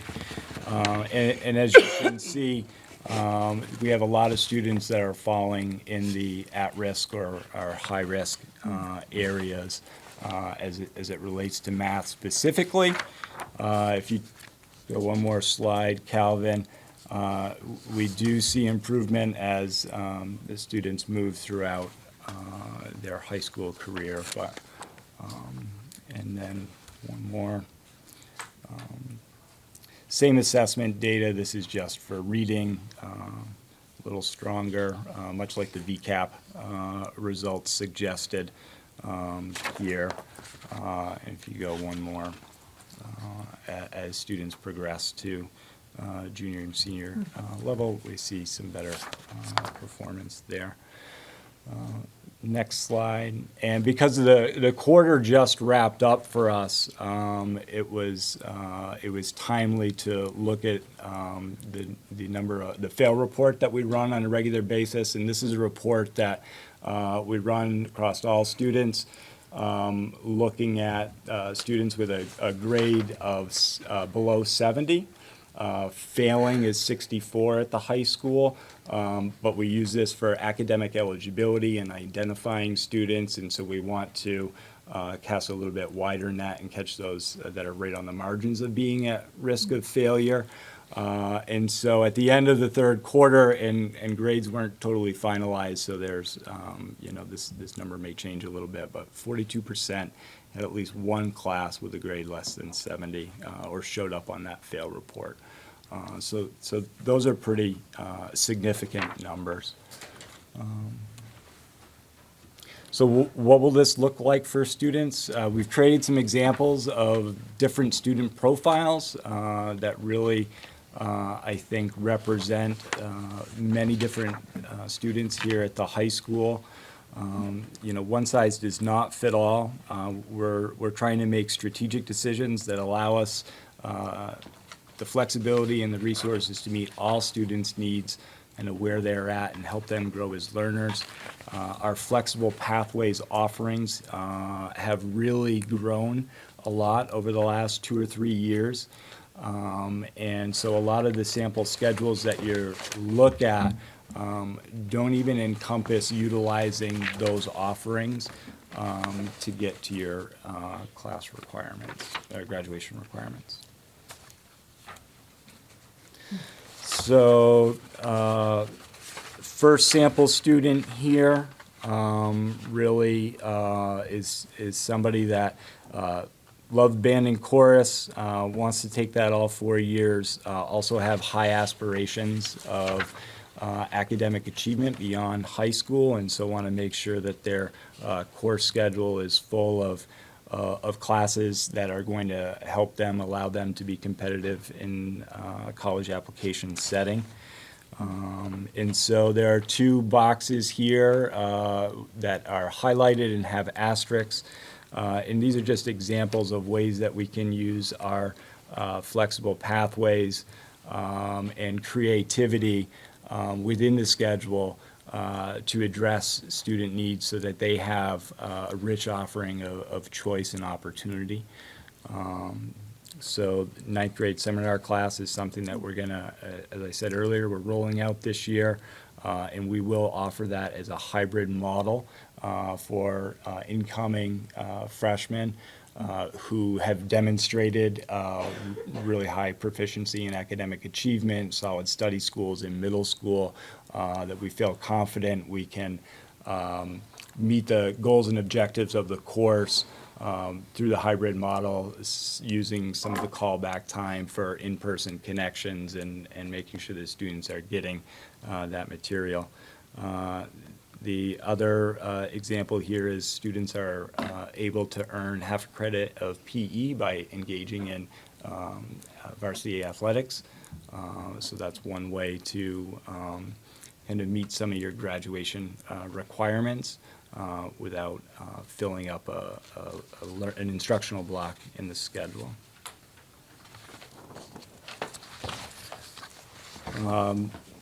Next schedule, this is, I had a little fun with this. This mimics my own high school career and some classes that I wish I had taken. I didn't take woodworking 1 and 2, and I regret that as an adult.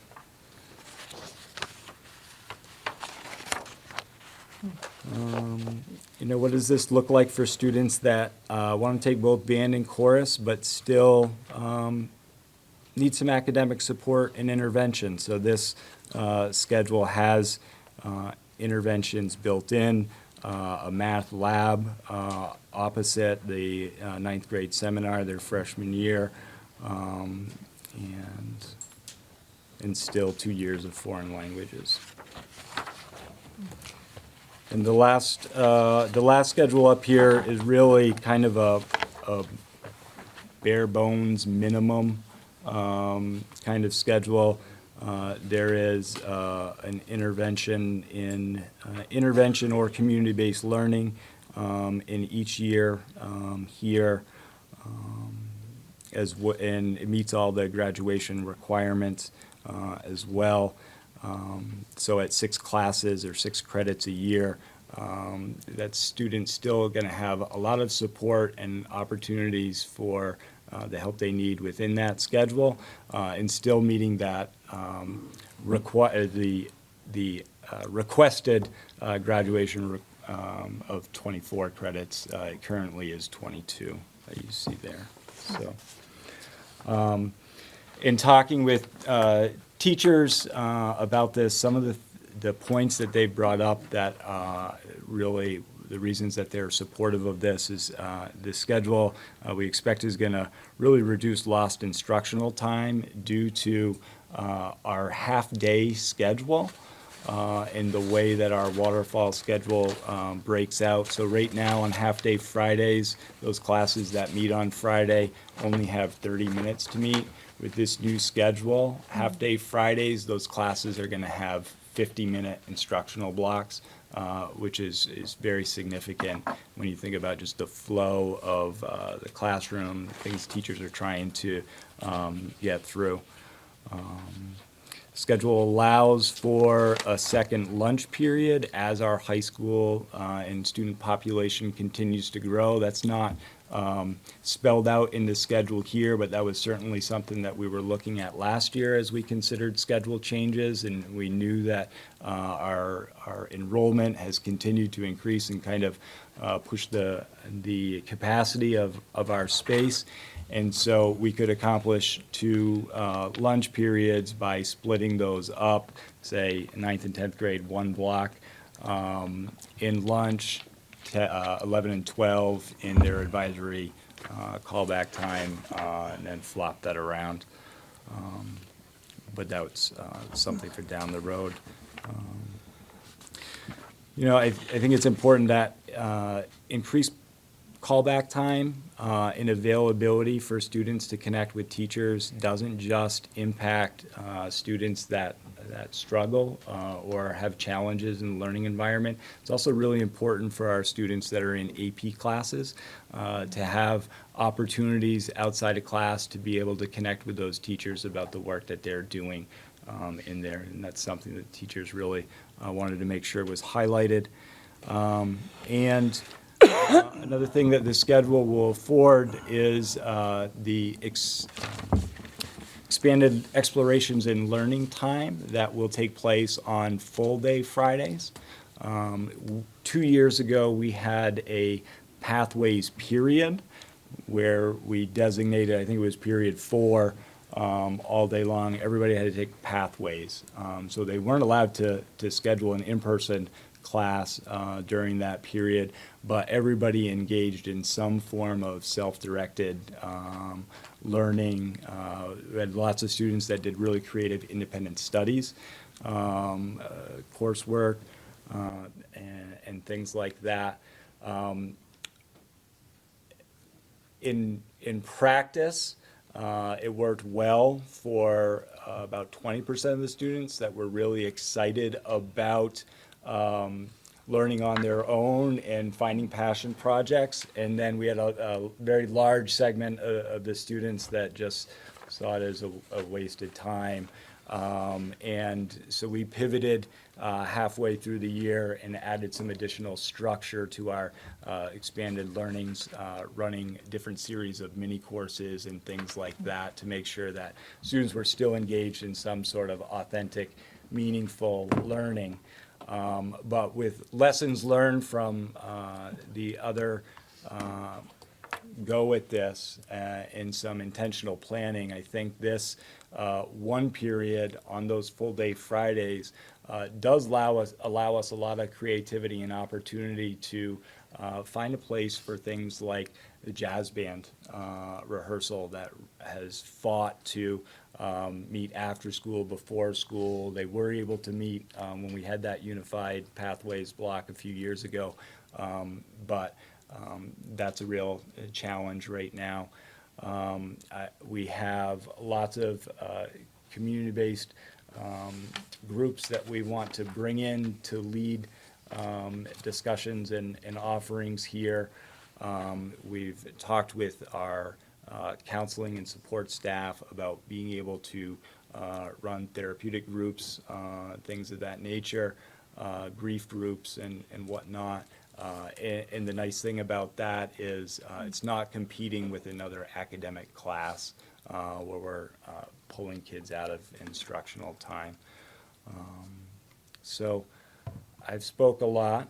I know there's a lot of teachers here, members from the leadership team in the office, in the audience as well. So I'll turn it over for questions or comments. Okay. Yeah, thank you, Shane. Questions? These schedules that are the examples. Yep. Are all in excess of even the 24 that's being requested for, they look like they're all 26 and 28s. That's correct. Okay. And these all the schedules in front of you, I believe, have chorus and band all 4 years. So those Right. students have committed to that work. So these, well, actually not even, if we up the graduation requirement, that's essentially the kids need to take 2 more classes over 4 years, From what they currently from what do. they currently do. Right. At least, because that's with full credit. Right. Okay. So right now, 8 instructional blocks over 4 years, that gives you 32 opportunities to earn credits from in-person class. Yeah. So the difference in time, with the 8-period day, classes are about 42 minutes, something like that? About 50. Currently, they would increase to about 53. We do have a movement break, snack period that's built into this schedule. And some of this also is like, how do we make the classes equitable across all 7 periods and balance the timing and the movement of the elementary school, the utilization of shared staff, both within the building and across campuses.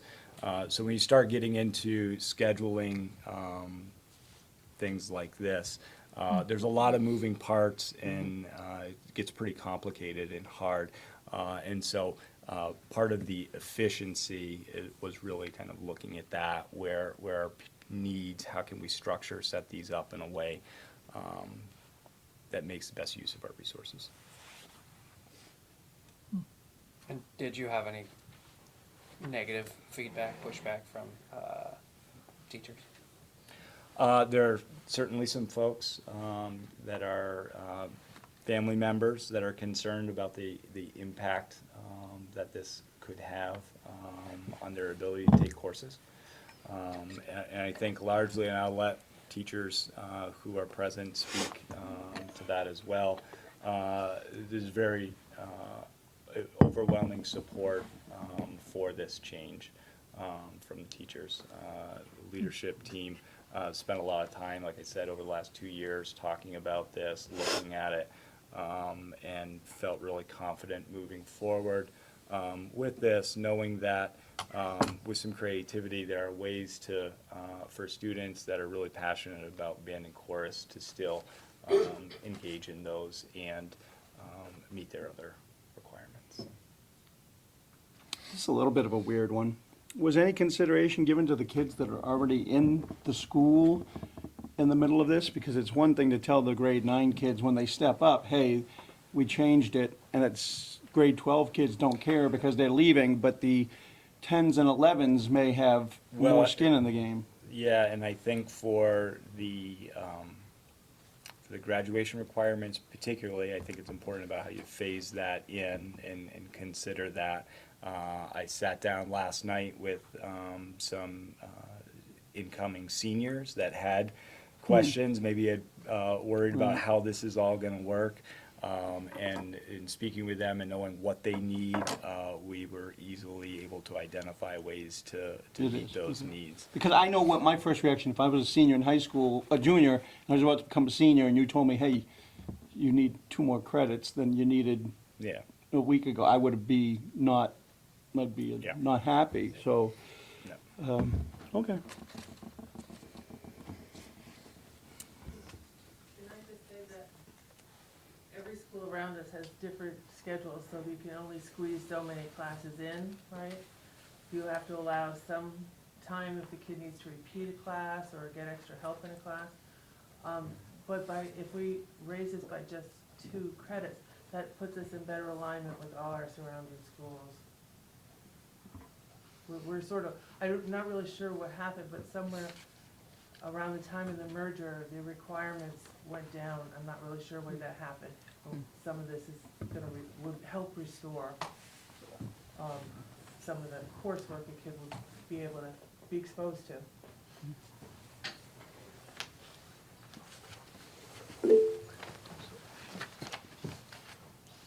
Julie, did you have a comment? We can't hear you, Julie. She's muted. I knew that. One, I guess, concern I have is for the amount of time that, like, you're dropping down to 7 classes, but the instructional time is not going up very much in each class. So that, it seems like there's a lot of extra downtime. And then my question is, like, what does the break look like? Have you done that before, or Is that like kids roaming the halls? Will they be in classes supervised? What does that 10 minutes look like? Yeah, it will be more like an extended passing period, hoping to work with food service to make sure snacks are available for students. One of the things that we see is, kids wanting to get up and move around, and trying to create some opportunities for them to move, and then some really clear times to buckle in and focus. And so it also allowed us to play with and manage the other schedules within the building. So it's not ideal, but when we looked at kind of requests from the elementary school and what needs they had, balancing out the number of minutes across classes, that's where it kind of shook out.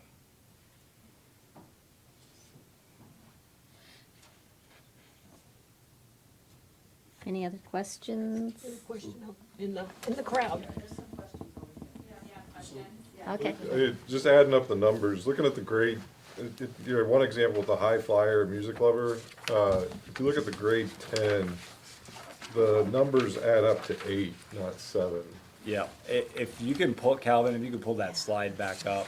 I think this was printed, became aware of that last night as I was sitting down with some folks. And so we made adjustments to that schedule.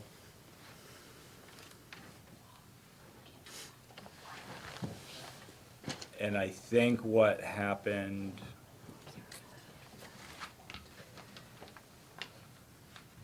Can you just identify what those changes were so that we can track them? yeah, so this is where the hybrid PE class came in, and I believe that there was a science class, so an additional science class that I had put in and not intended. The minimum requirements for science and math are 3 credits. This schedule that's up here shows 4 credits in math and science, and still fitting everything in. So while what's in your packet doesn't add up, I believe this one up here, if you look at the numbers, does. So just to be clear then, they're gonna be asked to decrease their science or math if they're intending to go to college No, to take chorus and band? no. I'm not getting so- the adding up, sorry. So the required classes for, requirements for English, science, math are, on the column to the far right. So 4 years in English, 3 years history, social studies, 3 years of math, 3 years of science. The sample schedule that we're looking at up on the screen currently has 4 years of English, 3 years of history, 4 years of mathematics that include geometry, algebra 2, pre-calc, AP calc, and then 4 years of sciences, so physics, biology, chemistry, AP bio. They are going to need to utilize some flexible pathways to be able to make all those classes fit in. And those are designated by the asterisks. Again, the PE through athletics in the hybrid 9th grade seminar, those are just examples. There are a plethora of opportunities for students to engage in course offerings and earn credit beyond what is offered in the classrooms here, whether that's VTVLC, whether that's independent studies that are designed and created with faculty here. And so for those that feel like they don't need a callback time or time during their school day to study, really would steer them or encourage them to consider what sort of expanded learning opportunities might they want to engage in, and how can we support those passions, those interests through our flexible pathways and design credit and coursework for that.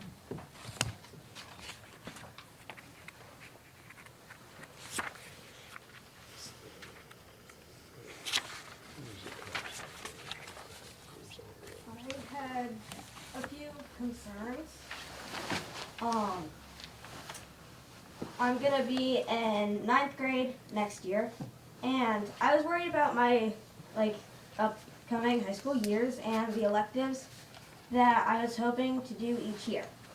I have already been in chorus and band for 4 years, and I have been excited for the high school version of those, but I've also been excited to learn a language, keeping in mind that taking a language is good since I want to go to college. Since there are now only 3 electives in like a 7-period day, I need the 1.5 credits for health and PE, I would probably only be able to do chorus and band and a language together for a couple of years. I think a callback time would be better for 1 day a week so we can take part in all the great programs that the school has to offer. Throughout my middle school experience, I watched my brother not have to have this hard choice, and has gotten me excited to do these things. While I understand the importance of making decisions between things that we need to do, I feel like there are other opportunities for us to learn and practice these decision-making skills. Thank you, Sadie.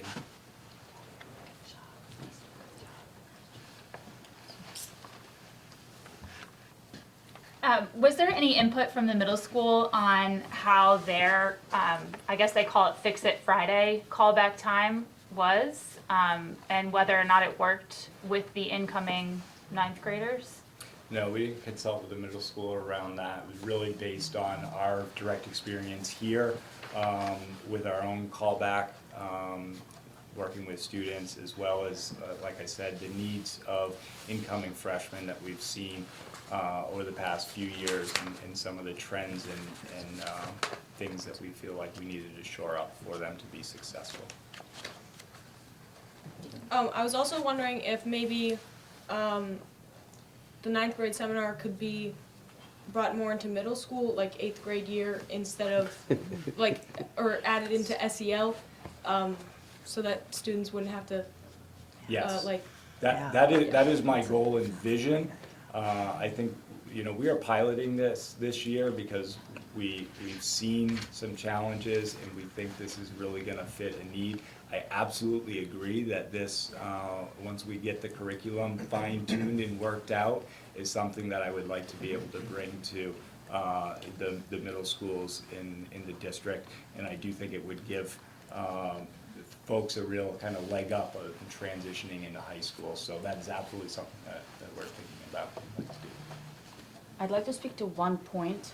When these schools merged, these kids were the ones affected and were piloted already on. And we were promised lots of things that were gonna happen in middle school. They never got the world language. And now they're getting piloted again, and again, world language is going to get affected. I would like you guys to consider that very seriously. These guys were troopers. When they had to change schools, change everything they were expecting, and they were amazing. And their schedule changed multiple times for their middle school. Please consider that.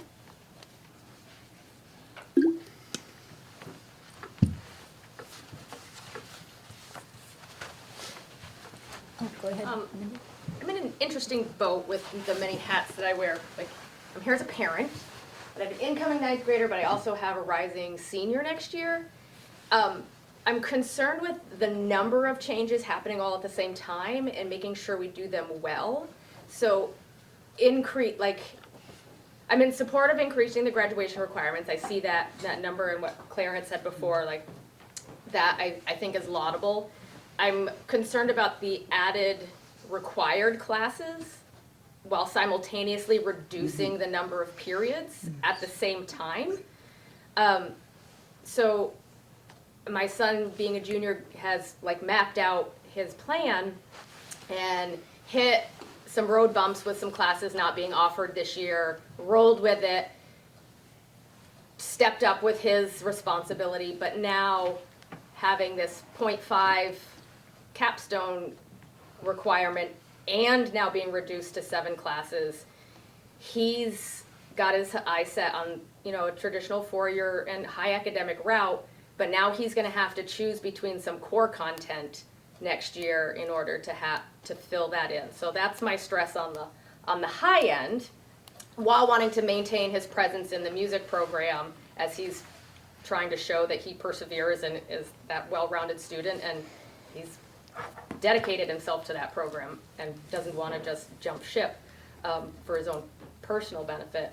For Sadie, similar, like reducing class size, or class numbers that they can take in the year, but also increasing that 0.5. I'm hearing you and hear some flexible pathways to that, and I applaud that consideration. I'm not sure that that's been communicated to families. As a teacher, I know that hasn't been communicated to families. I think that's maybe a new realization, but if they're signing up for classes this week, that seems really stressful. We applauded our Art and Soul program, and if kids are gonna have to choose between band and chorus, I think we need to be careful about the message we're sending to our community of like bolstering up our music and building it. But then making sure we're telling people that you might have to make this choice at some point, and that the music program might reduce in size by their, junior and senior year, or the language programs might be reducing in size as students have to make these choices.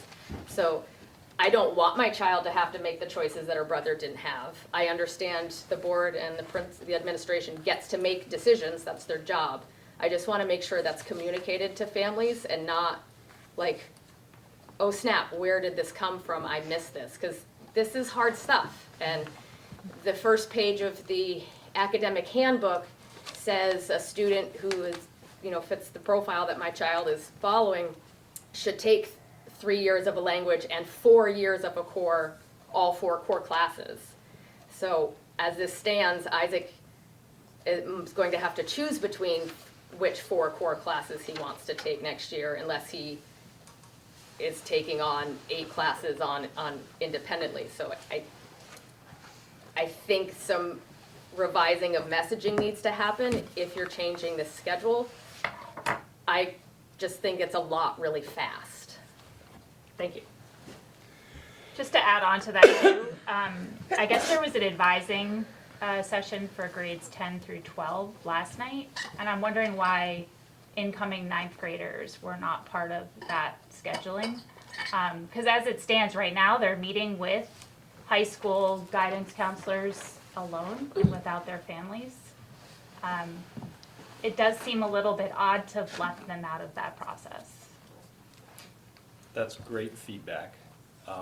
Last night, it was student-led conferences, and part of the student-led conferences for high school students was talking about course selection for next year. So it was a natural fit for a lot of those conversations.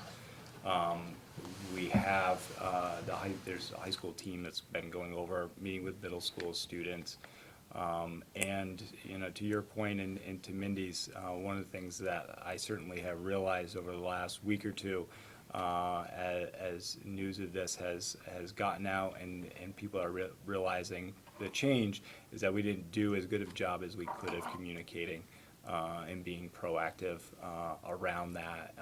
And so the inclusion of parent conversation and voice in course selection, I really appreciate that feedback, and I think we need to figure out how to include that in the future, and also for those families that are in that time right now, how do we make sure that you have the opportunity to sit down with a guidance counselor and talk through these decisions and some of the implications. So there is still time for those conversations to take place, and we will make sure that they happen. What should we advise our 9th graders to do this week with the schedule being made on Thursday?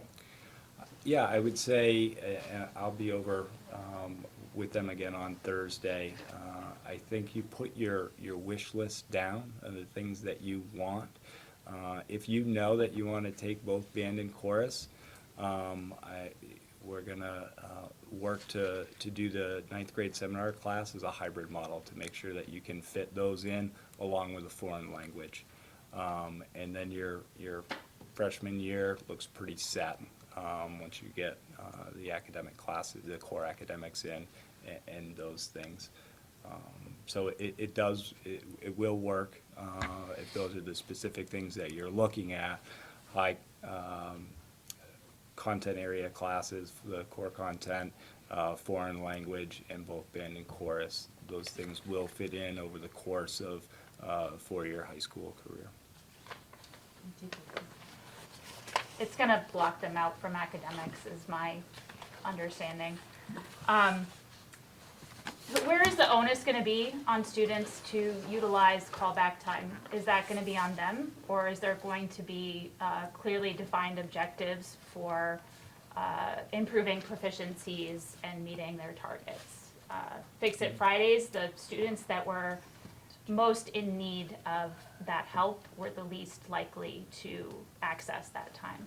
Yeah, so that would be a bi-directional approach. Both students can initiate, but teachers will be calling students back. So we're working on identifying, flagging, making sure that we have systems in place to identify those students that really need it through our MTSS system. Evelyn? So earlier you said that like ninth graders that want to take band and chorus, like you'd be able to work out that schedule. But what I'm worried about is like later in high school, like I'm still going to have to make the decision to either drop out of a language or drop out of band or chorus so that I can keep up with the requirements that need to be met for like PE and health. So how will I be able to stick with band and chorus, which I've made a commitment to, and hope to make a commitment into a language while meeting those expectations? Yeah. I would say there are lots of opportunities to do flexible pathways for both health and PE. And so those would be one area that I would look at. Even outside of those opportunities with the two exceptions that I highlighted in that first schedule around the ninth grade seminar and the high school athletics half credit, you still can get 3 years of foreign language and all those higher level core classes in that 4-year span. But like if I want to take all 4 years of like a language or band and chorus, how would I be able to fit those into my schedule is what I'm asking. Like I know that it would work if I only do 3 years of one of those things, but I feel that I would rather take all 4 years and make a commitment to those classes. I feel for a college ready or a college pursuing student, they're gonna look for 4 years. If you did 3, they're gonna question why you didn't do it that 4th year. I'd like to point out, and I have experienced callback schedule in 2 different schools, that philosophy behind that all is to support the few students who need help and fight back, not, don't want the help. They need the help. The executive skills are amazing to have. They should be built in middle school. Many kids coming in already have them built. They're getting punished. Kids who want to learn are getting punished again. They were looking forward to high school because there are choices to make, build your schedule based on what your interests are. And so why are we reinventing? I know there are plenty of schools with different schedules. Why can't those students who need help, should be mandated help, why can't they take fewer classes and be assigned a specific study skills class? And then everybody else, a percentage of kids who are ready, are left alone to pick their classes and to take as many as they can handle. That's what I understand. Every time, whatever percentage of kids who need help but fight it, instead of helping them specifically, the whole student body has to lose choices. Can I just respond to that? I would say my largest group of callbacks is actually my AP class. It's not my kids who are struggling, because I can slow a class down to help them along. But the AP class moves so fast. That's actually the group that I call back more than anybody. But I still wouldn't give up the choices over that. Find callback time once a week. That's from experience. So right now, between callbacks, advisory, and the other option on Friday, have you calculated how much time out of each student's schedule per week that this non-academic or readiness and advising and skill learning is picking up in their schedule? That's where we go back to see what's actually been happening in practice with students in the high school. And we've consistently seen an overutilization of study halls. And I think that's for a combination of reasons, from the academic bar and kids coming in with, I'm just gonna take the bare minimum kind of philosophy and approach. But for a lot of kids, it's just not necessary. And so. Oh, Jamie. Artist. Yeah, I mean, I wanted to make certain the community was aware and the board. One of the things I guess that hasn't made me as alarmed with this proposal is that for 2 out of my 5 years, there were schedules that essentially required students to do either a pathway or a full block callback within that 8 periods. So we weren't offering 8 periods for many of these students throughout their educational careers. The schedule said 8 periods, but 2 out of these past years, 1 out of those 8 was a mandated class all year, by the way. So the notion that this is like all of a sudden student opportunity had changed, frankly, from 2 out of the years that I've been your superintendent, there were schedules that only provided for 7 periods of choice throughout even our current students' educational journeys. Now it's 6. We're not mandating a class out of those 7. Okay, Lisa is next. Thank you. I'm Lisa Dragon. I'm a science teacher in the high school. And I just wanted to weigh in and echo a little bit of what Shane and Jamie and Claire have said. And I feel really strongly that, we need to, it's very difficult. I sit on the leadership team with many of the teachers here tonight as well. And it's very difficult to really keep in balance the diverse needs of all of our learners. And how do you take one schedule and provide opportunities that are going to support the students that are going to be applying to highly selective colleges, and to support students that might not otherwise even have the support or the motivation to graduate.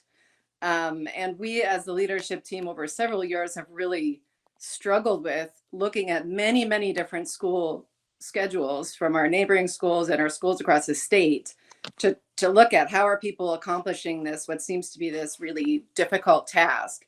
And I will say, especially in the last 10 years, what we need to provide students at school is way more than just core academic subjects and core academic proficiencies. And I really lean into the idea of the transferable skills and the community that students get at school. So for example, how students are building their portfolio and their personalized learning plan is happening during their advisory period, that one advisory period where they're also building community, and we're working on our school-wide initiatives with them. So even in that one small block that might look like a time away from academics, we're really trying to accomplish a lot of your board goals and a lot of our school goals to make them ready for college and career. So I just want to make sure that people understand that it's not, we can't afford to just focus on one group of learners. We really have to balance this schedule to meet a lot of really diverse needs. And I really give kudos to the efforts in the programming for flexible pathways to give people the opportunities to really reach their goals in many different ways.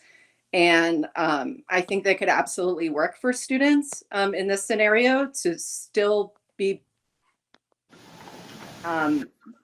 competitive at these highly selective colleges. And I also look to opportunities outside the school as well. We have the gift of having Governor's Institute and many other out of school opportunities that students can even earn high school credit through to put together their own kind of pathway and package of learning. So I guess I would just encourage people to keep an open mind and just keep the broad perspective about who we're serving here at a public school is incredibly diverse and probably more diverse than ever. Thank you, Lisa. Rebecca's next. Hi, everybody. Thanks so much. I'm Rebecca Stone. I have a 6th grader and a 9th grader and have had a lot of conversation with a lot of people about this, including Shane last night. We appreciated the chance to sit down and talk. I've talked to a lot of parents and a lot of students and asked them what they happen to think about this. I have a lot of concerns that we've heard tonight already. Some include what I'm hearing directly from my own kids. My 9th grader last year, like Sadie, looked at the class catalog and was really excited by what she saw. Wants to take 4 years of most of these topics and wants to take lots of the great electives that are offered. And suddenly, that's not going to be possible anymore. This is a serious limitation on the choices of many of the students. I see the statistic that says 75% of students are currently taking a study hall. There are 25% then who are not, and we're not talking about what this means for them. And I would assume of those 75%, they don't always have a study hall. Some of them probably are taking 8 classes at certain points during this time. So I'm concerned that we're underestimating a little bit the pressure. And this is what I'm hearing directly from kids as well. Shane, I've heard you say several times, you've met with students and explained the schedule and they feel good about it. That's not what I'm hearing from kids. Last night, if you were sharing the schedule you showed us, it had mistakes in it with the math and the computation. So the version you're presenting today limits choices even more.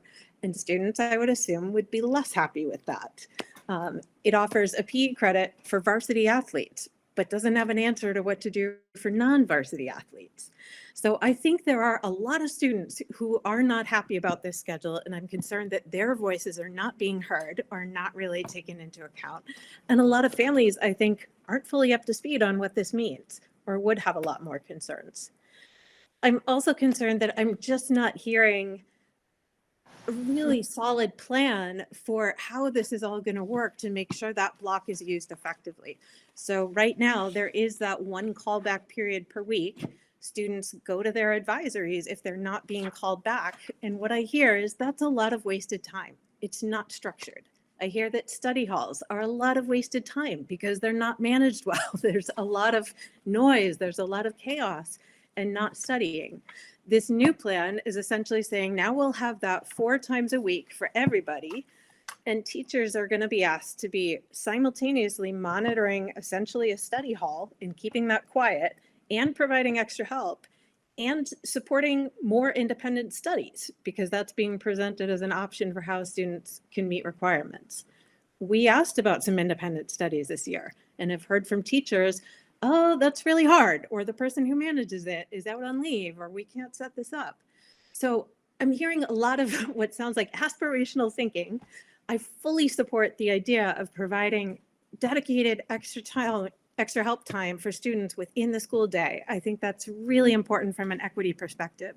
But I'm really concerned that it doesn't sound like there's been a conversation about how we might do that and still maintain academic choice for students. Maybe find some way to allow there to be 8 course blocks for students who want that and providing extra help. I'm concerned that there hasn't been an open conversation that really involves students and we can't get a sense of what they think or have their concerns out in the open. I just learned today that several years ago, there was a collaborative community process that involved a survey and conversations, and that is what resulted in the 8-period schedule that we had now.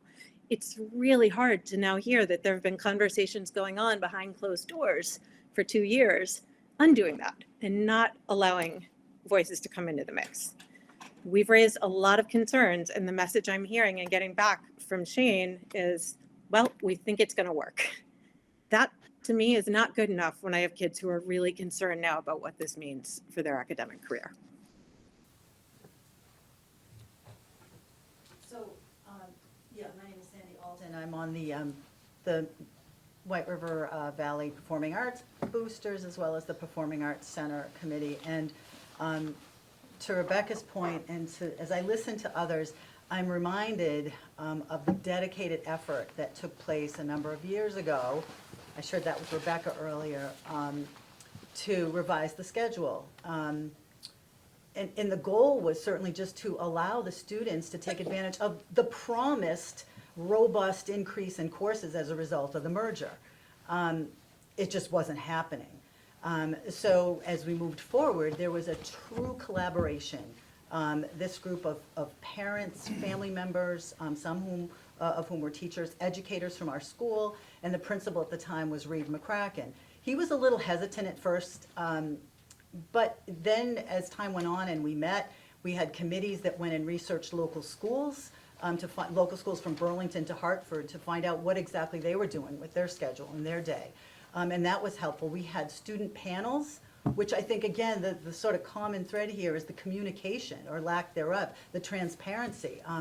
It's just, we had meetings probably every other week after school, maybe an hour and a half. We had educators.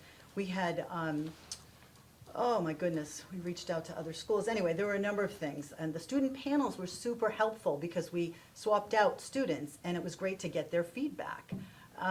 This was, again, this collaborative effort resulted in the change of the schedule, which worked. It worked at the time. Now, I appreciate things evolve, things change, but I think at the end of the day, we need to bring all of the stakeholders in when these kinds of changes. This is has huge impact. Clearly, as I sit here and listen to everyone, my daughter graduated 2 years ago, and she had shared with me some feedback about the callbacks, about the study halls, and the advisories, and shared some of the sentiment that they're not always being used the way they should be. And I know Claire mentioned that the AP class callbacks were helpful, but sometimes she'd get into her AP Calc callback, and there was a limited amount of time, and there were, a dozen or more kids in there because they all needed help.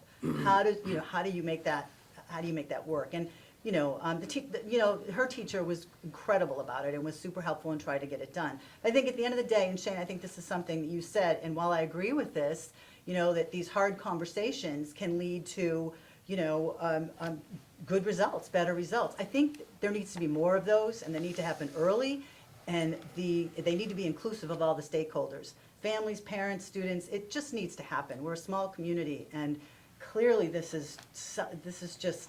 Sounds like it's very troublesome to me, as a taxpayer and someone who cares very deeply about this school and the students and the families. I think they need to be included in these conversations.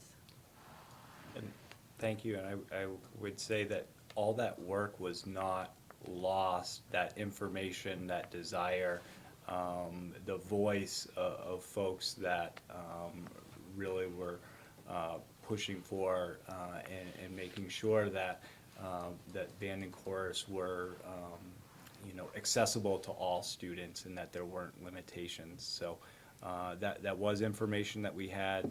Students were brought into the conversation when this started last school year.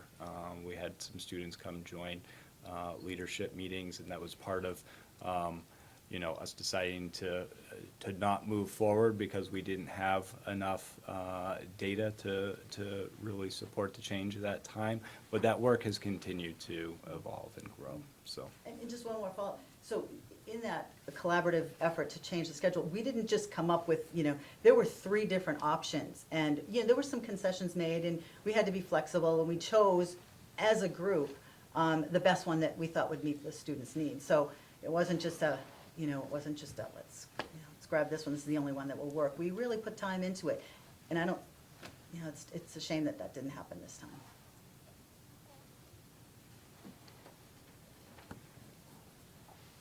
Anybody else? I have a question. Is the ninth grade seminar optional? We want all freshmen to take it this year, and so the option is really flexing that as a hybrid. Is it ever going to be optional? Well, let me put it this way. I see that it doesn't have credits attached. no, it is credit. It's going to be credit. It is credit bearing. It's going to be credit bearing. That was my real question. And why it is required is because that is where the foundation of the student portfolio is going to be built. So, as Lisa mentioned earlier, there are a lot of different initiatives that we are trying to realize throughout the school day, and that and some of those elements are addressed within that freshman seminar and pulled out of the advisory time. Do we know how much credit it'll bear, half or a whole? Half or- credit, Half. special round, half credit. So I guess,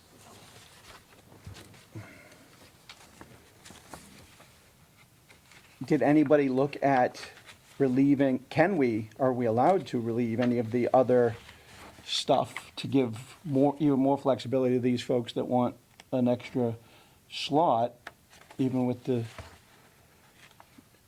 I don't actually know, do we need to have 1.5 in gym? And do we need a half in health? We need both. Yeah. Required. But again, maybe during those callbacks, a student could do an independent study for a health class. Right. Is the school supportive of students doing online learning? Is there a quiet space or distraction-free space for them to do this? Because I've heard that current high schoolers often opt to do that work at home because they don't find the space to do it while in the school. So, I mean, again, it just feels like we're outsourcing our education for our students in favor of this callback that, again, is not clearly defined how it will benefit high proficiency learners.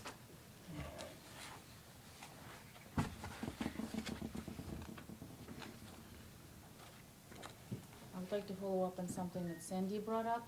This 32 minutes with a teacher will serve 3 students if they have a legit good question to ask. Everybody else will have to come back again. If the teacher is a Spanish language teacher, they will have students of different levels coming in. They cannot work with all of them at once. So the amount of students getting served during that time is very small. Second point, how does this affect assignments for teachers and FTEs? And does it change it?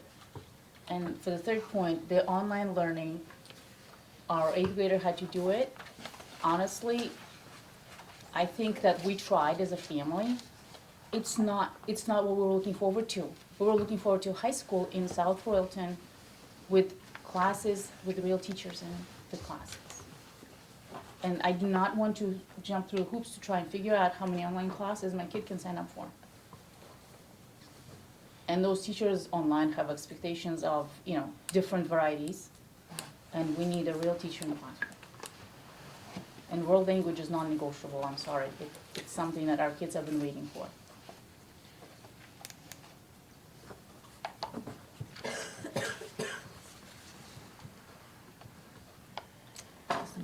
Okay, well, thank you all very much, giving us a lot to think about. Is this a done deal? Yeah, we are in the final stages of intertwined schedule with the middle school and high school and elementary, so. Well, I'm just going to interject. I mean, I think that as a board, I would like to hear some more discussion amongst all of you, because I really think I'm looking as the superintendent, as the person who works directly for you, to give some thoughts and feedback in regards to this. And I do think, we need to continue this conversation. And I've heard a lot from the community tonight, and I've appreciated that feedback.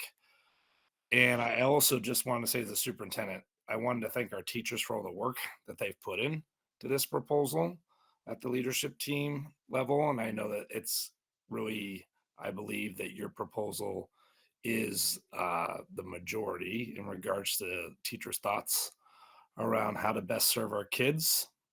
And I also want to thank you for the graduation proposal, which the board will need to take action on if they want to change that next month. I didn't warn anything for action tonight because I thought tonight needed discussion. And so certainly we can warn whatever the board wants to warn for action.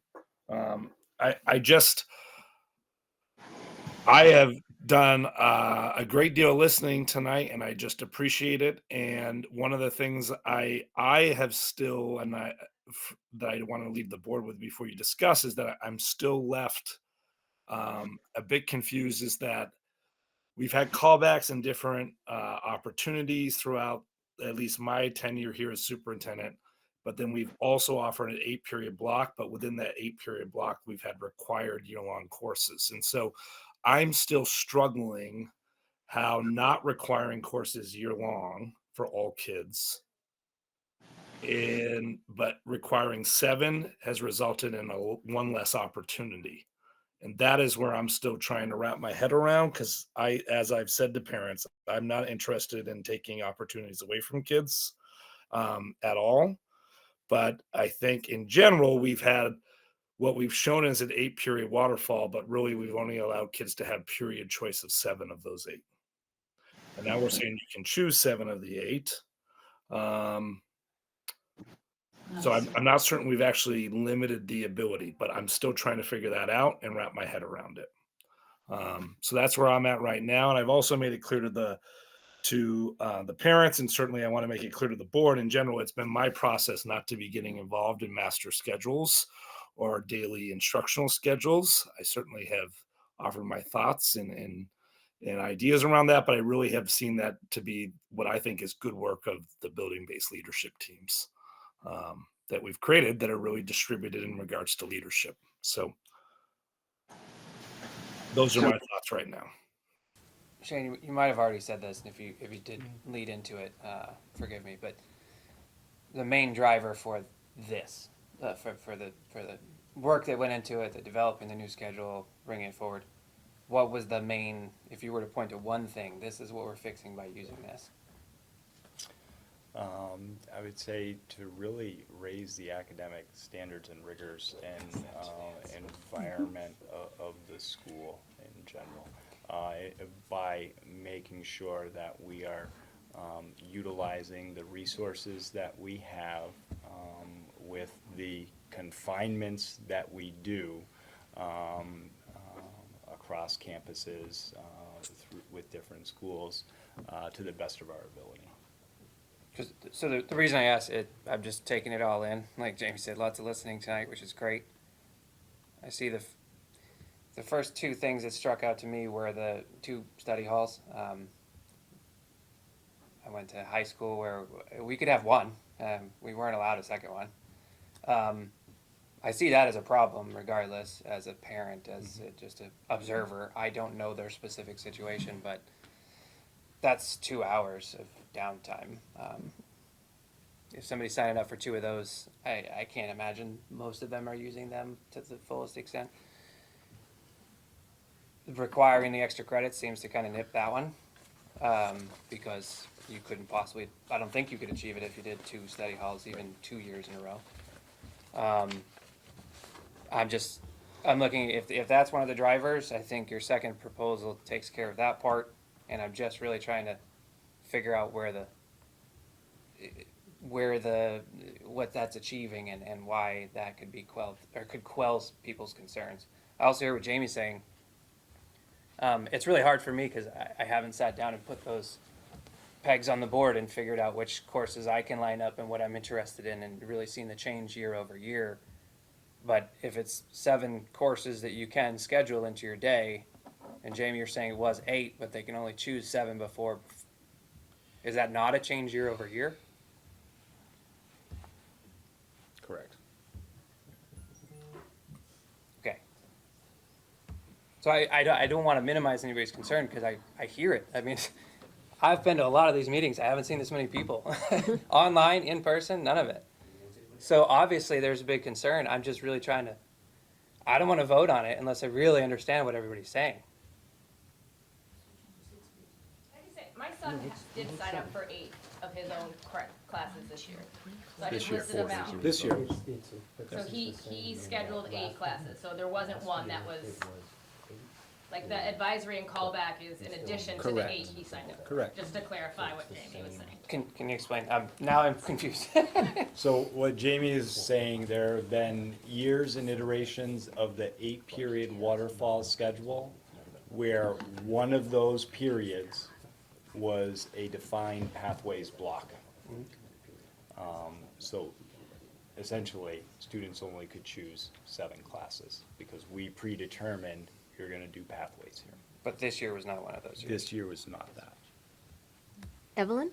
So I'm looking at the schedule, and it does show that we'll be able to like have 7 blocked classes a day, like.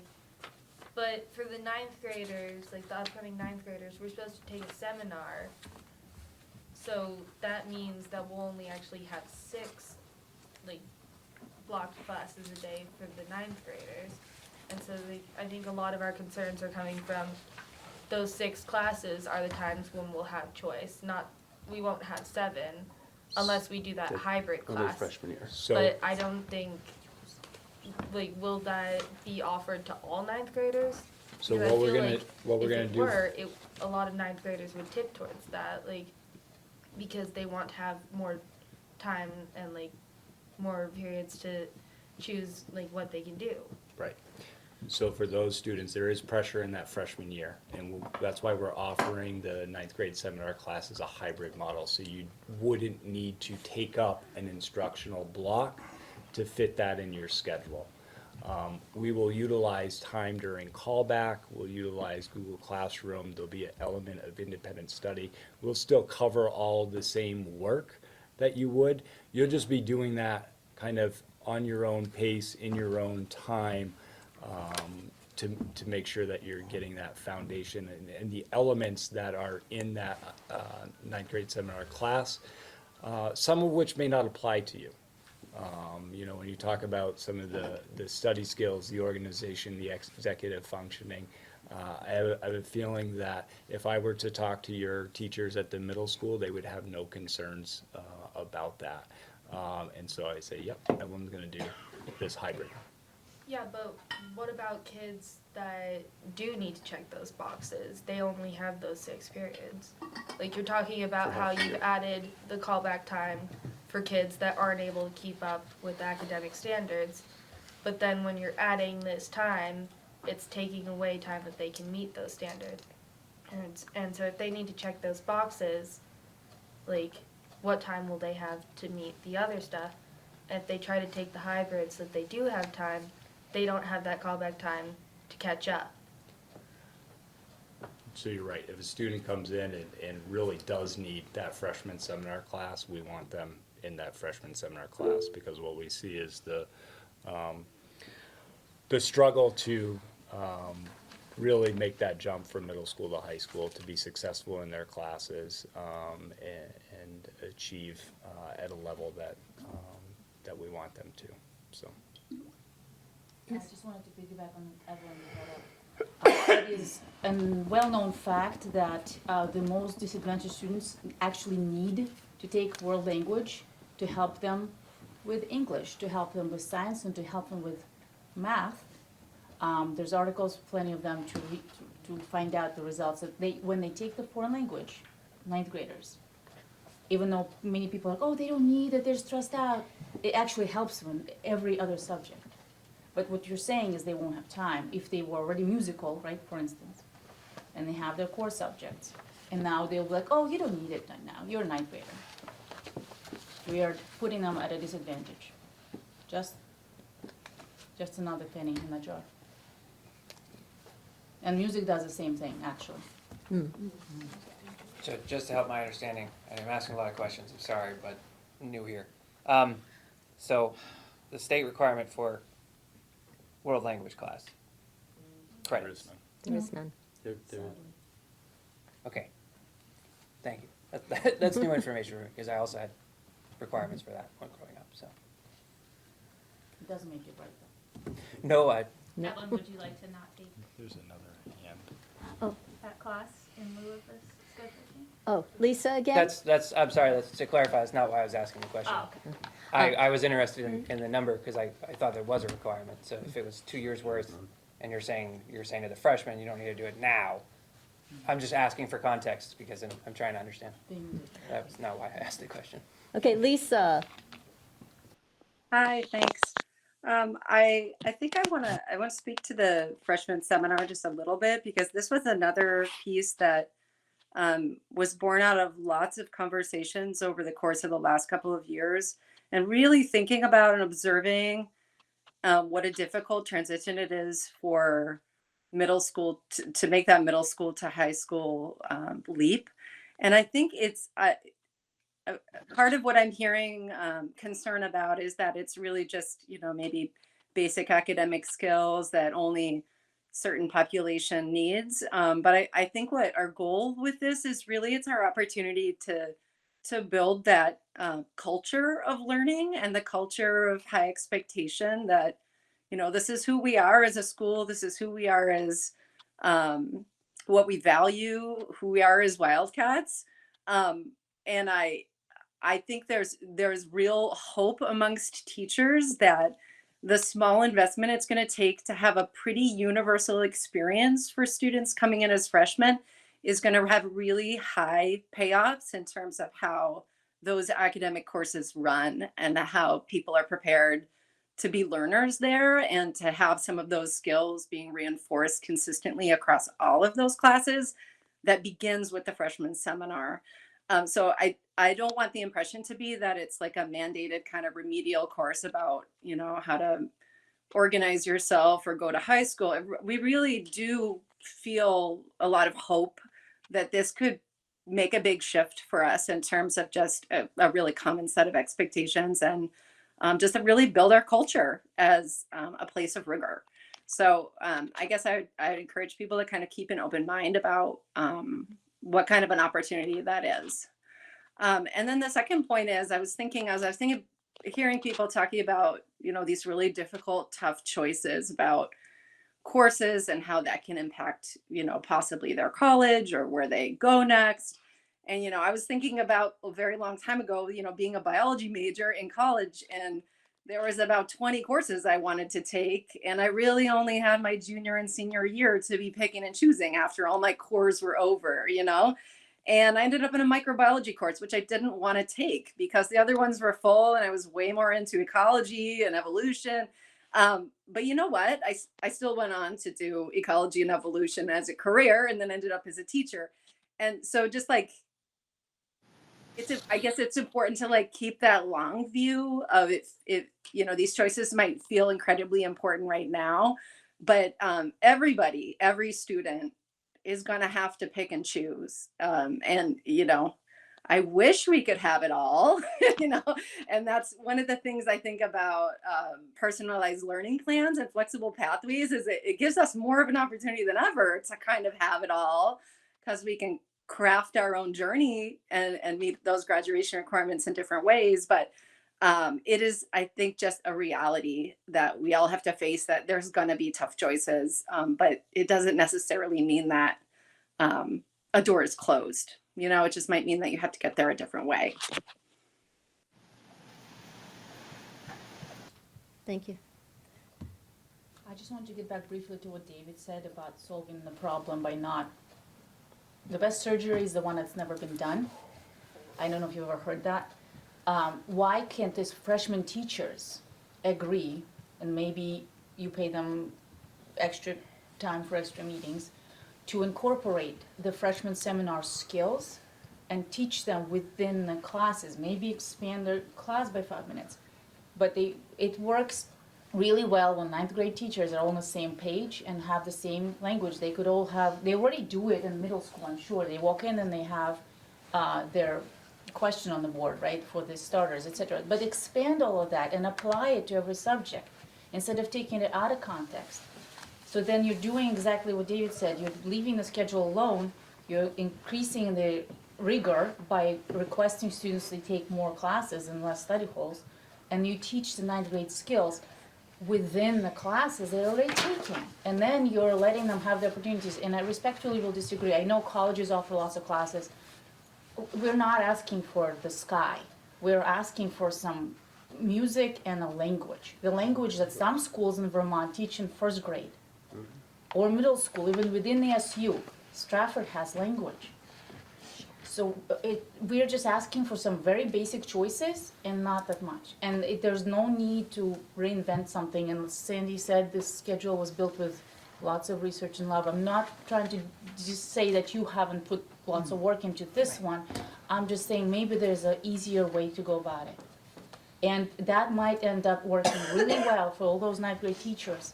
And then will carry over into the 10th grade for those students. And they will apply those skills right then and there in the classrooms. Just a thought. I think probably everybody has had an opportunity to speak on this. Obviously, we're not taking any action on this right now, so. So thank you all for coming and sharing. And I think we're probably going to move on to 10-4 now, the graduation requirement proposal. We've already talked about it. We've already heard Shane talk about it, going from 22 to 24. So over the course of 4 years, they would need to have 6 credits each year. Whether it's a 7-period day or an 8-period day, it doesn't seem like it's asking too much to get 6 credits. Any discussion on that?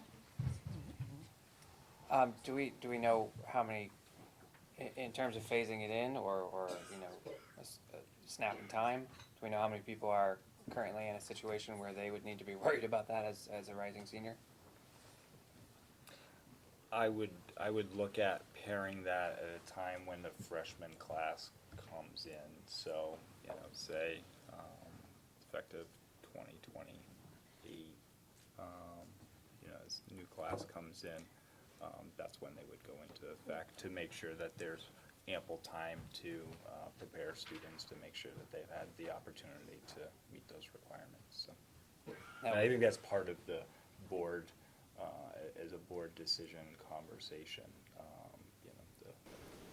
If we do want to do that, then how do we go about implementing it? That's why I was asking, is I'm actually thinking almost the So we would have inverse to, of that. So if you make it a requirement to put forth that academic vigor as of 2026, and essentially waive the requirement for anybody who can't meet it because they were not programmatically planning for that from their freshman year, you're still, I think, communicating that vigor from 26 on instead. That's my opinion, I'm just putting that out there. And saying, we understand that doesn't apply right now to everyone. It will be waived in those cases. well, that's certainly something we could talk about next time. And Jamie, is this something that the board would vote on? We would need to. Yes, you do set graduation requirements, so we will need you to take action on this next month. And I hadn't thought about this idea of providing even flexibility, possibly how that works. And I think there'll need to be a procedure. For example, if you were going to change the graduation requirements, but you were going to provide certain students to be able to graduate on the current 22, and you wanted to implement this for next year, I just think we need to be clear around what the procedure would be around that decision to be made, right? Like, we need to put that in the handbook. Otherwise, I would say I did kind of like Shane's idea around you would remain 22, and maybe it's even like the current freshmen are going to start graduating with 24. Like, it's just something for us to be thinking about, because our kids are, they've been attending our school thinking it was 22. So if we're going to change that and they're a junior or senior, I just have more concerns around their being able to pivot to that, and just what our procedure will be if we were going to allow it to be less, possibly for some students. Thank you. Jamie, were you the one that suggested this? Jamie suggested that we table 10-5, seeing as it is very late. That's the Community Engagement Task Force report. Can we talk about that next time? I do want to make sure we do. Since we do have the union discussion tonight. Yeah, because we still have an agenda Yeah, here. we've got a lot left. Is there any objection to tabling 10-5? Yeah, that probably should be moved, yeah. I move that we table that 10-5 until next time. Second. All in favor? Aye. Opposed? Oh, no, I said aye. Oh, Sorry. you did? Okay. Okay, great. Okay, action, possible action. Do we have any? No. Okay, good. 12, public comment. I think we've had enough public comment, probably.